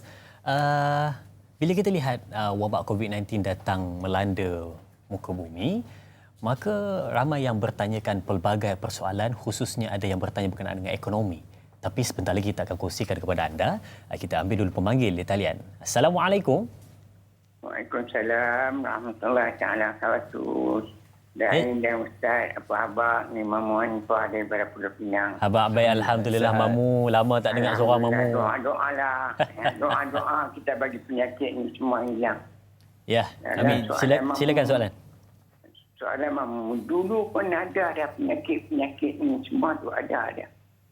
Tapi zaman dah jadi penyakit ni, penyakit tak nampak. Tapi dulu zaman tu, jangan Nabi Sayyidina Umar punya time tu, ada penyakit tahun, satu negara yang kena tahun tu. Tapi lah kita punya zaman ni, dah tak nampak dah. Yang tu apa semua tak nampak. Penyakit ni, Allah bagi jadi, Allah diambil balik. Tapi siapa kita ni tak patuh undang-undang. Kerajaan ni menteri hari-hari doa. Kita ni siapa kita tak patuh undang-undang ni. Zaman dulu ada lah. Tahun dengan ni. Nabi Allah. Sayyidina Umar dia patah balik. Jangan perang dah. Tapi dalam pada lagu tu pun ada satu sahabat Sayyidina Umar ni. Tanya apa siapa nak patah balik. Tapi Sayyidina Umar bilang patah balik selamat dah. Tapi pada malah kita tak dengar patuh undang-undang. Yang tu soalan mamu. Kita doalah bagi semua penyakit ni yang Allah bagi, Allah diambil balik. Yang tu Assalamualaikum warahmatullahi taala wabarakatuh. Waalaikumsalam warahmatullahi. Terima kasih Mamu, soalan yang dikongsikan. Menarik soalannya, dikaitkan dengan sejarah ketika mana zaman Sayyidina Umar Al-Khattab, yang mana satu saja dapat ambil di situ. Katanya dulu dah ada pelbagai musibah datang, khususnya yang diceritakan tadi, wabak yang datang, tetapi kenapa manusia tak pernah ambil iktibar dan tak nak ikut perintah. Silakan Ustaz. Baik, bismillah wassalatu wassalamu ala Rasulillah. Cantik cerita ataupun kisah yang disebutkan itu, iaitulah kita sebut tadi kisah berkenaan Ta'un Amwas yang berlaku pada 18 Hijrah. Dan kalau kita tengok antara sahabat yang mana mengeluarkan arahan, antaranya adalah Abu Ubaidah Al-Jarrah. Abu Ubaidah Al-Jarrah mengeluarkan arahan supaya pergi berlindung di bukit bagi pecah kumpulan. Bila pecah kumpulan tu maksudnya seolah-olah zaman sekarang ni kita nak bagi tahu quarantine dan kita boleh putuskan rangkaian COVID-19 tu. Menunjukkan perintah ini telah pun ada di zaman Nabi SAW, khususnya zaman sahabat, zaman Sayyidina Umar Khattab, yang mana berkenaan dengan perintah yang mana kita kata wajib untuk kita ikut pada waktu. Kalau tak boleh selesai masalah. Begitu apa yang dikeluarkan oleh kerajaan ni kita kata bertepatan yang dipanggil sebagai maqasidus syariah. Maqasid syariah ni maksudnya the higher objective of syariah. Itulah tujuan utama syariah ni, antaranya adalah menjaga nyawa. Jadi menjaga nyawa ni, sebab tu bila sebut yang di bawah tu, harta, ibadah, akal. Pertama nyawa lah. Pertama nyawa yang paling besar. Walaupun sebahagian kata agama yang pertama, kemudian juga yang kedua adalah berkaitan dengan menjaga nyawa kita. Agama pertama, nyawa yang kedua. Tapi sebahagian para ulama tidak menyatakan demikian. Antara dibahaskan oleh Imam Ibn Qayyim, dibahaskan oleh Imam Tahir Ibn Ashur dan sebagainya. Ada kalanya maksudnya orang tu sendiri, iaitulah nyawa tu sendiri duduk yang pertama. Kalau tak, macam mana nak menjalankan syiar agama Allah Subhanahu Wa Taala? Ini perbahasan panjang sebenarnya daripada sudut tujuan syariah itu. Tapi kita kata daripada asasnya menjaga nyawa itu juga telah pun kita lakukan, kita buat dan sebagainya, berhati-hati ataupun kita kata membendung penyakit dan sebagainya. Dan ini merupakan salah satu daripada tuntutan agama, wajib untuk kita taat. Wajib untuk kita taat kepada pemerintah. Sebab tu kita selalu dengar pada ayat yang Allah menyatakan, ya ayyuhallazina amanu athi'ullaha wa athi'ur rasul wa uli amri minkum. Uli amri siapa? Boleh kata ulama, boleh kata umara, perbahasan di kalangan ulama tafsir sangat banyak. So kita kata umara tu siapa? Umara kerajaan, pemerintah. Jadi kita kena taat juga. Yang mana dia, sebab tu dalam hadis riwayat Imam Muslim, man lam yukhallif. Maksudnya dia selagi mana dia tidak bersalahan dengan syarak. Dalam riwayat Imam Ahmad kata Nabi SAW, sesungguhnya taat kepada Allah. Maksudnya taat kepada Allah Subhanahu Wa Taala ini jangan taat kepada makhluk. Sesungguhnya taat kepada Allah Subhanahu Wa Taala jangan taat kepada makhluk selagi mana makhluk itu bermaksiat pada Allah. Masalah sekarang ni makhluk yang ada di atas muka bumi ni manusia. Jadi manusia antara di Malaysia adalah kerajaan. Jadi adakah dia itu kita kata bermaksiat pada Allah? Jawapannya tidak. Jadi kalau tidak, kena taat. Wajib untuk kita patuh dan kita kena ingat patuh pada arahan itu adalah pahala. Kita ingat pahala ni tarawih 20 rakaat kan, ataupun tarawih 8 rakaat kan. Itu pun ada yang WhatsApp saya tanya, Ustaz boleh tak 5 rakaat je buat kan.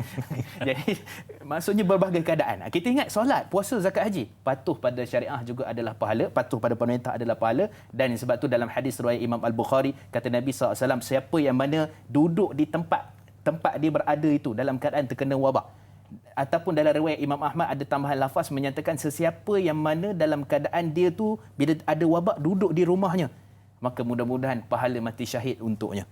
Jadi patuh pada arahan, patuh pada pemerintah, itu juga mendatangkan pahala sisi Allah Subhanahu Wa Taala. Itu dipanggil perkara ma'ruf, perkara yang baik yang patut kita lakukan. Wallahu alam. Baik. Bila mana kamu dengar satu tempat terkena wabak, maka hendaklah kamu duduk, jangan pergi ke situ dan jangan kamu keluar daripadanya kerana menjaga keselamatan kamu. Itu boleh dipetik dalam satu hadis Nabi SAW. Tak kalau saya tak silap ya. Hadis sahih riwayat Imam Bukhari. Baik. Okey, kita pun bisa dengar berkenaan dengan hadis tersebut. Baik, kita ada soalan seterusnya di Facebook Tanyalah Ustaz TV3 dari sahabat kita Kasih Nurul Shah. Assalamualaikum Ustaz dan Da'i. Dalam dunia ini macam-macam virus dan wabak penyakit boleh terjadi. Soalan saya, bagaimana kita nak mengatasinya supaya wabak yang dikatakan tentera kecil ini boleh terhapus? Apakah tindakan sewajarnya agar terhindar dari penyakit yang berbahaya ini selain kita berdoa kepada Allah Subhanahu Wa Taala kerana semuanya atas izin Allah Subhanahu Wa Taala. Mohon penjelasan Ustaz. Terima kasih. Terima kasih juga sahabat kita Kasih Nurul Shah. Soalan yang dikongsikan, selain berdoa kepada Allah, adakah perkara lain yang boleh kita lakukan bertepatan dengan agama dan ajaran mungkin daripada Rasulullah sallallahu alaihi wasallam untuk kita lakukan membendung gejala ataupun mengelak daripada wabak penyakit? Silakan. Baik, bismillah wassalatu wassalamu ala Rasulillah. Pertama kali dalam hadis sahih riwayat Imam Al-Bukhari, kata Nabi sallallahu alaihi wasallam, ma anzalallahu da wa anzala ma'ahu illa anzala ma'ahu ad-dawa. Iaitulah setiap penyakit yang Allah turunkan, melainkan Allah akan turunkan bersamanya juga penawar. Baik, itu kita kata menunjukkan dalam syariat kita kena mengambil daripada sudut agama, iaitulah qada dan qadar Allah Subhanahu Wa Taala. Yang kedua, kita kena ambil juga asbab. Asbab ni maksudnya kita kata apakah benda yang boleh mencegah daripada sudut sains contohnya, daripada sudut pakarnya. Sebab tu Allah sebut fasalu ahla dzikri in kuntum la ta'lamun. Tanyalah kepada orang-orang yang pakar di kalangan kamu jika kamu tidak mengetahui. Jangan tanya kedai kopi. Jangan tanya makcik sekian-sekian, makcik macam mana kita cegah virus ni? Kita apa yang ada pada hand sanitizer apa semua ni? Yang itu jadi masalah lah sebab bukan pakarnya. Betul. Maka pakarnya siapa? Pakarnya Kementerian Kesihatan Malaysia. Sebab tu kita bukan kempen semua, bukan kita ada kaitan apa-apa, tapi ini menunjukkan agama. Agama kita respect ataupun kita menghormati kepakaran bidang masing-masing dan kita serahkan kepadanya sebab kita tahu dia pakar. Contoh kita pergi jumpa doktor. Saya demam doktor. Doktor kata ni ambil ubat batuk. Mana boleh saya nak ubat demam? Tak apa, saya bagi ubat demam. Doktor, boleh tak ada ubat lain? Ataupun ubat ni takkan kita nak tanya doktor macam tu. Jadi kita pun kata baik doktor, terima kasih. Macam tu habis macam tu kan. Jadi ini menunjukkan bahawa kita kata respect kepada bidang masing-masing, mengambil asbab dan sebab tu Nabi sebut juga dalam hadis sahih riwayat Imam Ahmad, Nabi sallallahu alaihi wasallam menyatakan juga innallaha khaliq, iaitulah da wa haitsu ataupun wa khalaqad da wa khalaqad dawa. Sesungguhnya Allah telah menjadikan bagi satu benda tu adalah dia punya penyakit dan Allah menyertakan bersamanya adalah penawar. So apa yang dibuat oleh kita pada hari ini, duduk di rumah, jaga kesihatan, jaga jarak. Jaga jarak ni pun sebenarnya ada dilakukan oleh para sahabat. Ada. Kan dalam riwayat dan sebagainya memang ada dilakukan oleh para sahabat. Kemudian juga kita kata apa lagi? Taat pemerintah, kemudian sentiasa kita kata apa? Ambil berat jugalah pada orang yang berada di sekeliling kita. Semua ini merupakan apa yang diajarkan oleh agama kita, daripada sudut sains pun termasuk, daripada sudut qada dan qadar, berdoa kepada Allah dan sebagainya pun termasuk juga. Sebab tu dua-dua ni kena gabung. Tak boleh kita kata kita hanya doa saja, tak payahlah kita duk fikir pasal apa penyakit apa kan. Tak payah ambil hand sanitizer, tak perlu topeng, tak perlu dak. Dua-dua ni digabungkan. Maka menunjukkan syariat Islam ini dengan sebab dan juga percaya pada qada dan qadar Allah Subhanahu Wa Taala menjadikan kedua-duanya itu bekerjasama dan manusia mudah-mudahan insya-Allah kita akan dapat habiskan, tamatkan riwayat COVID-19 ini mudah-mudahan insya-Allah pada dalam keadaan secepatnya insya-Allah. Wallahu a'lam. Okey, baik, jelas, mantap jawapan yang diberikan sebentar tadi, membuka minda kita. Jadi sedang penonton yang dirahmati Allah, kalau tadi saya ada sebut berkenaan dengan ekonomi, kalau di awal ada yang bertanyakan berkenaan dengan kesihatan, menggugat pendidikan sebentar tadi, yang bertanyakan berkenaan dengan soalan pendidikan Tuan Haji Omar sebentar tadi, dan kalau kita kaitkan juga dengan ekonomi, mungkin ada yang bertanya, mungkin Ustaz boleh jawab pada hari ini, ada tak dalam sejarah peradaban manusia, ayat sejarah peradaban manusia, ada tak kisah ataupun sejarah yang pernah terjadi ekonomi satu-satu tempat itu merudum akibat wabak ataupun sesuatu perkara yang melanda? Ustaz, silakan. Baik, bismillah wassalatu wassalamu ala Rasulillah. Pertama sekali kalau kita tengok daripada sudut asasnya, bila mana Allah sebut dalam surah Al-Fatihah yang terakhir itu, bila mana Allah menyatakan ghairil maghdubi alaihim waladdallin, maksudnya Allah Subhanahu Wa Taala telah menyatakan siapa golongan yang Allah murka dan siapa golongan yang Allah nyatakan sesat. Jawapan itu dijawab di mana? Dalam surah Al-Baqarah dan surah Ali Imran. Dalam surah Baqarah semua menyatakan tentang orang-orang Yahudi. Jadi orang-orang Yahudi ni yang melakukan dosa yang kita kata menukar ayat-ayat Allah Subhanahu Wa Taala, yang mana mereka tidak percaya kepada ayat-ayat Allah, kemudian mereka persoalkan Jibril, kenapa Jibril turun bawa wahyu? Kami suka Mikail. Jadi itu semua Allah rekod dalam Quran, peristiwa berkaitan dengan orang-orang Yahudi. Jadi bila mana azab menimpa mereka, begitu juga Allah ceritakan dalam surah Ali Imran, iaitu sebagai tafsiran kepada siapakah golongan yang sesat, iaitu Nasrani. Maka pada waktu itu daripada sudut perbincangan dalam surah Baqarah, kalau kita tengok banyak aspek-aspek ekonomi di situ. Ada disebutkan sedekahnya, ada disebutkan tentang riba, ada disebutkan tentang hutang, ada disebutkan tentang pajak gadai, ada disebutkan pelbagai. Menunjukkan bahawa sistem ekonomi pun telah ada pada waktu itu. Kan? Tapi masalahnya sekarang, isu dia, antara yang Allah rekodkan tentang cerita Bani Israel adalah Fir'aun. Yang Allah rekodkan juga berkaitan dengan Qarun, Haman dan sebagainya. Maka kalau kita kata adakah dia boleh melumpuhkan ekonomi dan sebagainya, sudah tentu. Dan dalam sepanjang sejarah, seperti mana kita sebut Ta'un Amwas, seperti mana kita sebut tentang Ta'un ataupun wabak Muslim bin Qutaibah, betul wabak azim seperti mana kita ceritakan di awal tadi, memang beri kesan kepada ekonomi. Daripada sudut pertanian, daripada sudut pelbagai. Sebab tu kita suka bawa ayat yang Allah Subhanahu Wa Taala nyatakan dalam surah Al-Baqarah ayat 155. Allah menyatakan tentang ujian ni dia bukan hanya sekadar nak bagi orang sedar, tapi ujian ni pelbagai. Ada ketakutan, ada sudut kelaparan, ada daripada sudut harta, ada juga daripada sudut kita kata buah-buahan. Allah uji belaka. Jadi antara ujian bila kita terkena COVID ni, semua terkena. Ekonomi ke ataupun daripada sudut pentadbiran dan sebagainya, maka semua itu menjadikan kita boleh sepatutnya lah mengambil pengajaran yang amat besar macam mana kita nak menguruskan kehidupan selepas ini.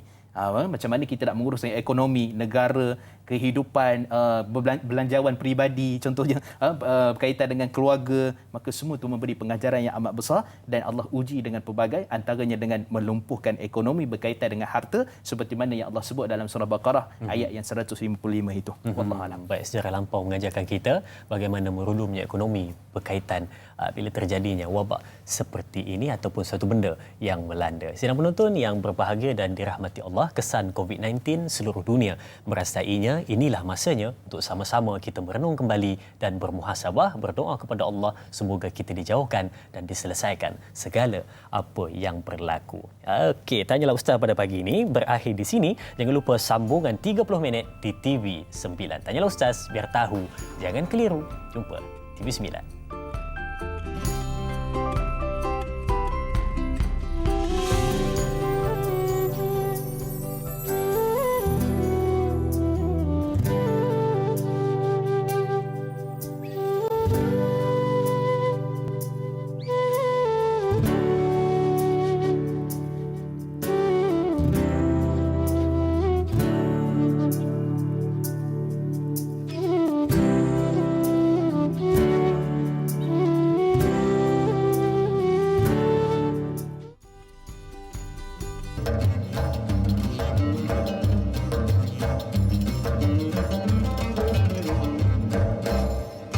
Alhamdulillah bertemu kembali bersama penonton setia Tanyalah Ustaz, biar tahu, jangan keliru, detik muhasabah.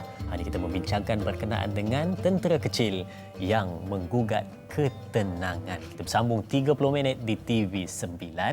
Alhamdulillah kita nak jawab lagi persoalan-persoalan dari penonton-penonton yang bertanya melalui platform kita, melalui panggilan WhatsApp dan Facebook rasmi kita, Tanyalah Ustaz TV3. Alhamdulillah, terima kasih kepada anda yang bertanyakan soalan, cantik-cantik soalannya. Baik, kita nak teruskan perbincangan kita pada hari ini dan kita nak ambil soalan daripada penonton-penonton. Dan kalau kita lihat balik, ada tadi yang membincangkan berkenaan dengan ekonomi, pendidikan dan juga kesihatan, dan mungkin Ustaz boleh ulaskan sedikit lagi berkenaan dengan bagaimana perkara ini menyebabkan kita hidup tak tenang dan juga sentiasa berfikir apa lagi yang bakal terjadi pada hari ini. Untuk kita mulakan 30 minit sambungan di TV9 ini. Silakan Ustaz. Baik, bismillah wassalatu wassalamu ala Rasulillah. Pertama kita sebut, ya, semua sekali terasa, semua sekali terkena daripada sudut ekonomi, daripada sudut pertanian, daripada sudut pelbagai. Jadi kalau kita lihat daripada perbincangan yang lebih spesifik, lebih khusus daripada sudut ekonomi sebagai contoh. So kita kata ekonomi ni dia merupakan satu tunjang keutamaan sebuah negara. Sebab tu kalau kita tengok juga dalam ayat-ayat Al-Quran, banyak Allah cerita tentang ayat-ayat berkaitan dengan ekonomi. Antaranya dikarang oleh Syekh Dr. Hammam Sa'id yang mengumpulkan hadis-hadis berkaitan dengan ekonomi muamalat. Begitu juga dengan Syekh Dr. Muzin Khahaf dalam kitab beliau Mausu'ah berkenaan dengan himpunan ataupun kita panggil ensiklopedia berkenaan dengan ayat-ayat Quran menceritakan tentang ekonomi. Maksudnya ekonomi ni satu benda yang penting. Daripada sudut Islam, daripada sudut negara, pembangunan dan sebagainya, ekonomi merupakan salah satu daripada sumber yang utama dalam kehidupan kita. Dan selain daripada itu, daripada sudut kita kata perdagangan, perkapalan, semua tak dapat dilakukan dan kehilangan kerja, ini juga merupakan satu yang sangat besar. Jadi kalau kehilangan kerja macam mana nak buat? Dan saya juga ada beberapa rakan-rakan, sahabat-sahabat daripada yang ada syarikat besar dan sebagainya, macam industri buku sebagai contoh. Macam mana industri buku nak berjalan? Kemudian juga kita kata mungkin ada online. Ya, ada online. Tapi macam mana dengan kedai yang beratus-ratus yang mana dipulangkan balik buku-buku tu? Sehingga kan penuh gudang stok yang ada sehingga tak dapat untuk nak kita agihkan ataupun kita jual. Sedangkan dia ada di berbagai-bagai tempat untuk maksudnya mudahnya orang untuk nak membeli. Jadi ini merupakan salah satu kita kata terkesan kepada semua pertanian, stok-stok buah-buahan dan sebagainya tak dapat keluar. Kalau dapat keluar pun orang mungkin tak beli. Sebab apa? Sebab yang tadi tu nak berjimat cermat dan sebagainya. Jadi semua tu akan lumpuh dan dia akan memberi kesan kepada bukan setakat kita di Malaysia tapi seluruh dunia berkaitan hubungan antarabangsa sebagai contoh. Ini juga antara benda yang penting macam mana pelabur-pelabur daripada sudut beli saham, jual saham. Itu juga benda besar. Daripada sudut konteks Islam, macam mana nak selepas COVID-19 ni, macam mana nak yakinkan negara contohnya Malaysia yang orang luar boleh beli saham daripada kita. Ini juga satu benda yang pening kepala kalau kita nak fikirkan. Tapi sebab kita duduk rumah, kita duduk fikir hari ni nak buka puasa apa, tu sajalah. Tapi orang yang berada di peringkat dunia, peringkat pemerintahan, dipikir semua ni. Itu menunjukkan bahawa Allah Subhanahu Wa Taala bukan saja sedang menguji kita berada di rumah, tapi sudut ekonomi pentadbiran orang yang berada sebagai pemerintah.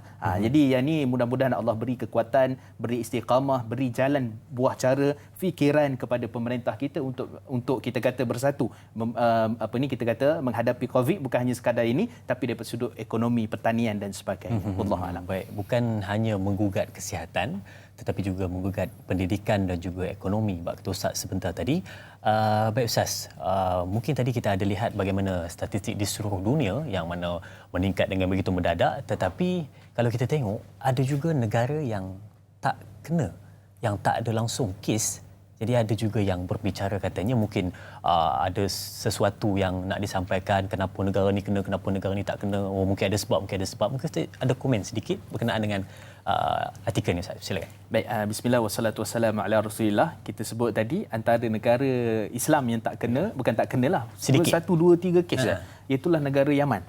Jadi Yaman ni merupakan satu negara yang asasnya kita kata Arab lah, kan, daripada sudut Islam lah. Jadi kenapa tak kena? Jadi persoalan dia sekarang kalau kita melihat daripada sudut yang teknikalnya, daripada sudut kawalannya mungkin, daripada sudut tak sampai ke bagaimana ataupun kita kata telah diputuskan di peringkat awal, maka semua tu kita boleh andai-andaikan. Tapi kalau kita kata kerana Yaman negara Islam, Allah tak bagi sebab Yaman ni orang semua baik-baik.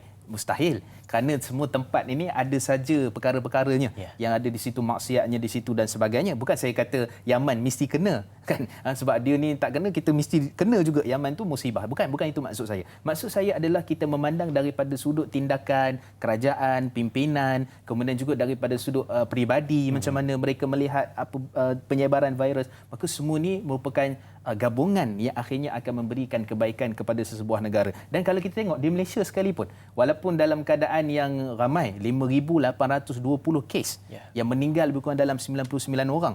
Jadi kita kata kalau update ada yang 36, ada yang 50, makin menurun. Jadi sebenarnya daripada sudut asas kita juga berjaya. Tapi bukan menang lagi. Sebab tu kata Datuk Nur Hisham, kita belum menang. Kan, walaupun nampak ada sinar itu tapi kita belum menang. Jadi melihatkan bahawa kita perlu lagi bekerja keras daripada sudut ini. Yang di rumah kekal di rumah, adapun barisan hadapan maka mereka berjuang untuk kita insya-Allah. Wallahu alam. Jadi kenalah dengan apa yang selalu disebutkan, kita jaga kita, stay at home. Itu mungkin salah satu kunci bagaimana untuk meredakan pandemik COVID-19 yang sedang melanda. Baik, kita ada soalan seterusnya di WhatsApp. Tanyalah Ustaz.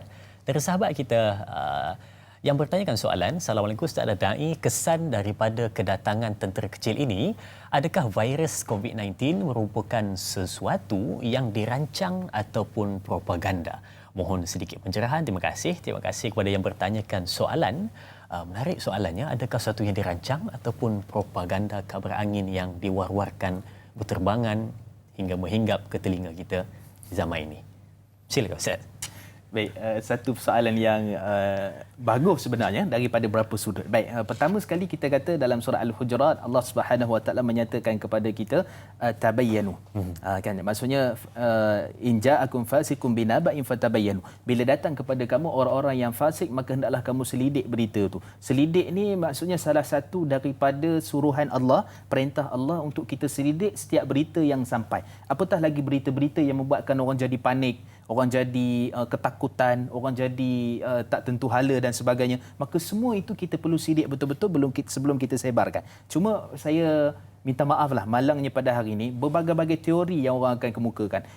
Konspirasinya, ini untuk melenyapkan ini, untuk itu, untuk ini. Kita kata mungkin dan mungkin, tapi daripada sudut yang positif, kita kena ambil antara beberapa perkaranya, ini melibatkan negara. Kita nak tuduh satu negara tu begini-begini, nak tuduh ini. Kita kata antara perkara yang paling besar dalam kehidupan satu orang, sebuah negara adalah ekspor dan import.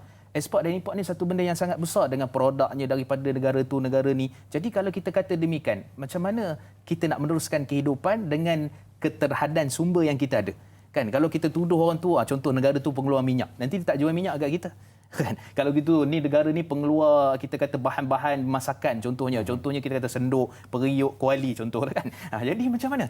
Jadi kita kata daripada sudut asasnya kita kena faham betul-betul untuk mewujudkan ni teori ini kita kena berhati-hati kerana dibimbang. Sebab tu kata Allah Subhanahu Wa Taala dalam surah Al-Jurat tu, kita bimbang menimpakan pada satu kaum benda yang dia tak buat, benda yang dia tak lakukan. Itu satu sudut. Yang kedua kita kata pelihara hubungan antara negara juga satu benda yang sangat penting kerana kita tahu dalam bab muamalah ni, sebab tu Nabi SAW tidak ada isu untuk bermuamalah hatta dengan non-muslim sekalipun. Dalam hadis riwayat Imam Bukhari kata Sayyidina Aisyah radhiyallahu anha, kana Rasulullah SAW ini ishtara ta'aman minal yahudi wa rahana dir'ah. Nabi pernah beli makanan daripada orang Yahudi dan Nabi menggadaikan baju besi Nabi SAW kepada orang Yahudi disebabkan tangguhan hutang. Jadi menunjukkan dunia bukan hanya sekadar kita fikir sekadar Islam semata-mata untuk kita berteori, untuk kita buang kita isi masa lapang. Apa teori nak buat hari ni kan? Apa benda yang kita nak fikir hari ni, kita nak kata negara tu tak betul, ni salah. Itu bukan satu benda yang baik untuk kita sebutkan dan kita kekal tetap kita, itulah maksudnya menyemak berita dan pastikan setiap apa yang kita nak sebarkan itu daripada maklumat yang benar. Wallahu alam. Itu perlu dititik beratkan kata Ustaz sebentar tadi, pastikan apa yang kita nak sebarkan, apa nak keluarkan, pastikan dari sumber yang benar. Jadi kita nak berehat seketika, jangan ke mana-mana, teruskan menonton Tanyalah Ustaz biar tahu, jangan keliru.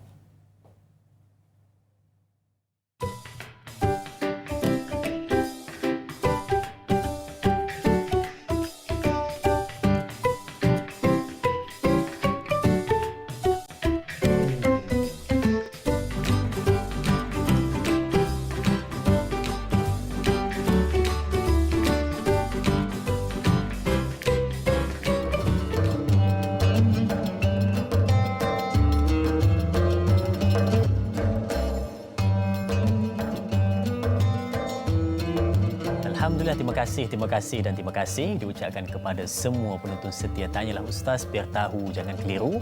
Walaupun di penghujung rancangan tetapi momentum untuk menjawab persoalan-persoalan masih lagi ada. Kita nak ambil setakat mana yang mampu untuk terakhir ini. Sedang penonton yang dirahmati Allah, kalau tadi sebelum kita berehat ada kita saksikan tayangan video bagaimana COVID-19 mengubah cara dunia berjabat tangan.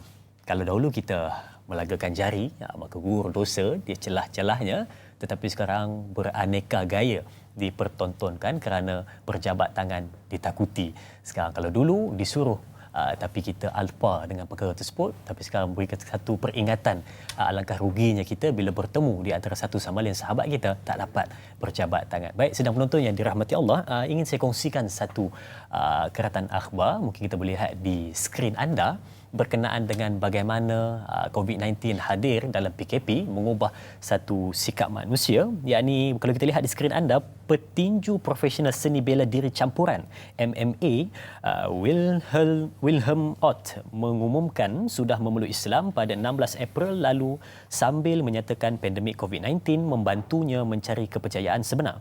Ott menerusi Instagram miliknya berkata, Islam sudah berada di dalam fikirannya sejak sekian lama tetapi dia tidak dapat melakukan apa-apa dengannya. Katanya, saya membiarkan diri saya dipengaruhi tetapi ketika saya menghadapi tempoh sukar, kepercayaan terhadap Islam memberi kekuatan kepada saya. Alhamdulillah, hebat dengan satu ujian datang dalam kehidupan, mengubah cara kehidupan Wilhelm Odds, peninju profesional MMA. Alhamdulillah, satu kebanggaan bagi kita umat Islam. Baik, kita terus perbincangan kita. Kita teruskan. Kita ambil soalan di Facebook. Tanyalah Ustaz TV3. Baik. Dari sahabat kita Sairul Nizam. Assalamualaikum Ustaz Da'i. Soalan saya, wabak COVID-19 ketika ini melanda ke seluruh dunia dan mengakibatkan berjuta-juta kematian, bahkan negara-negara hebat seperti Amerika Syarikat dan negara Arab Saudi. Mekah juga terpaksa ditutup hingga tidak dibenarkan solat tarawih dilakukan. Persoalan saya, apakah hikmah dan perkara positif di sebalik Allah menghantar tentera kecilnya untuk menggugat ketenangan semua negara, termasuk negara yang majoritinya umat Islam? Tatkala beribu-ribu bahkan beribu-ribu bahkan berjuta-juta manusia yang meninggal dunia disebabkan wabak COVID-19 ini. Mohon pencerahan. Assalamualaikum. Waalaikumsalam. Sairul Nizam, soalan ditanyakan. Mungkin ada sesuatu yang menarik untuk dikongsikan dan Ustaz ada jawapan untuk persoalan Ustaz. Silakan. Baik, bismillah wassalatu wassalamu ala Rasulillah. Pertama, saya takut bila disebutkan soalan ni berkenaan dengan berjuta-juta tu. Berjuta-juta. Bahkan kalau ikut statistik kita, baru lebih kurang dalam 284,000 yang terkena kita kata yang meninggal dunia lah dengan sebab COVID-19. Jadi mudah-mudahanlah tak sampai berjuta tu insya-Allah. Baik, jadi bila kita sebut tentang hikmah, jadi hikmah di sini yang pertama sekali kita sebut dah tadi, Al-Imam Ibn Qayyim rahimahullah menyatakan hikmah kalau itu rahsia di sisi Allah Subhanahu Wa Taala, maka kita serahkan kepada Allah Subhanahu Wa Taala. Tapi apa-apa yang ternampak terzahir daripada sudut mata kita, sebagai contoh tadi peninju profesional masuk Islam, dan kita sebut daripada sudut asalnya hidayah ni boleh datang dalam bentuk pelbagai. Bukan semesti hidayah ni kita kena dakwah. Ada kadang-kadang tu hidayah tu datang dalam keadaan tersampuk batu. Contohnya kan, tersampuk batu kemudian kata batu ni sekian-sekian, rupanya ini ciptaan Allah sekian-sekian, akhirnya memeluk Islam. Jadi dalam pelbagai keadaan hidayah boleh datang kepada manusia.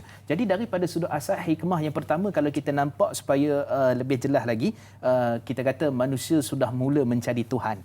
Manusia sudah mula mencari Tuhan. Sebab tu bila mana perdebatan berlaku dengan antara Namrud, selepas tu Allah Subhanahu Wa Taala sebut pada ayat 259 daripada surah Al-Baqarah, menceritakan tentang orang yang 100 tahun meninggal dunia kemudian dihidupkan kembali oleh Allah Subhanahu Wa Taala. Kemudian daripada ayat 260 daripada surah Baqarah, Allah menceritakan bagaimana Nabi Ibrahim AS membuat satu, boleh kita panggil sebagai eksperimen, eksperimen untuk melengkapkan keimanan tu. Iaitulah dengan Allah Subhanahu Wa Taala suruh ambil burung, kemudian cincang-cincang dan sebagainya, letak di beberapa 4 gunung, dan akhirnya burung tu dihidupkan balik oleh Allah Subhanahu Wa Taala. Maksudnya manusia mula mencari Tuhan dengan apa yang Allah telah turunkan ini daripada sudut ketaatan, ibadah, menguatkan daripada sudut akidah, menjauhi segala-gala perkara yang melibatkan kesyirikan, khurafat dan sebagainya. Sebab tu jangan minta dekat pokok ke kan, minta dekat batu cincin, ni pakai batu cincin ni yang ni boleh mencegah COVID-19. Semua pembohong. Jadi jangan dibenarkan kan. Baik, itu antara satu. Yang kedua, daripada sudut asasnya kita kata agama kita sendiri daripada sudut perbincangan berkenaan dengan silaturahim, bincangan berkenaan dengan keluarga ataupun dipanggil sebagai ukhuwah Islamiyah. Ukhuwah Islamiyah ni maksudnya kita dengan bukan kaum kerabat kita. Kalau silaturahim itu berkaitan kita dengan kerabat kita. Jadi ini menunjukkan bahawa juga hikmah yang Allah bagi kepada kita daripada sudut hubungan sesama manusia. Yang ketiga juga daripada sudut hubungan antarabangsa. Semua negara berfikir. Sebab tu kalau kita tengok ada daripada China hantar dia punya pakar-pakar kedoktoran ke Malaysia, dan untuk apa? Untuk melihat macam mana Malaysia menangani keadaan COVID-19. Kemudian juga negara lain pun bertukar-tukar pandangan dan fikiran, ada video conference, maksudnya penyiaran dan sebagainya, untuk sama-sama bersatu, berteguh dengan untuk menentang yang kita panggil sebagai COVID-19 ini. Ini menunjukkan satu benda yang sangat bagus. Mungkin sebelum ni kita tak pernah juga dengar nama negara yang pelik-pelik.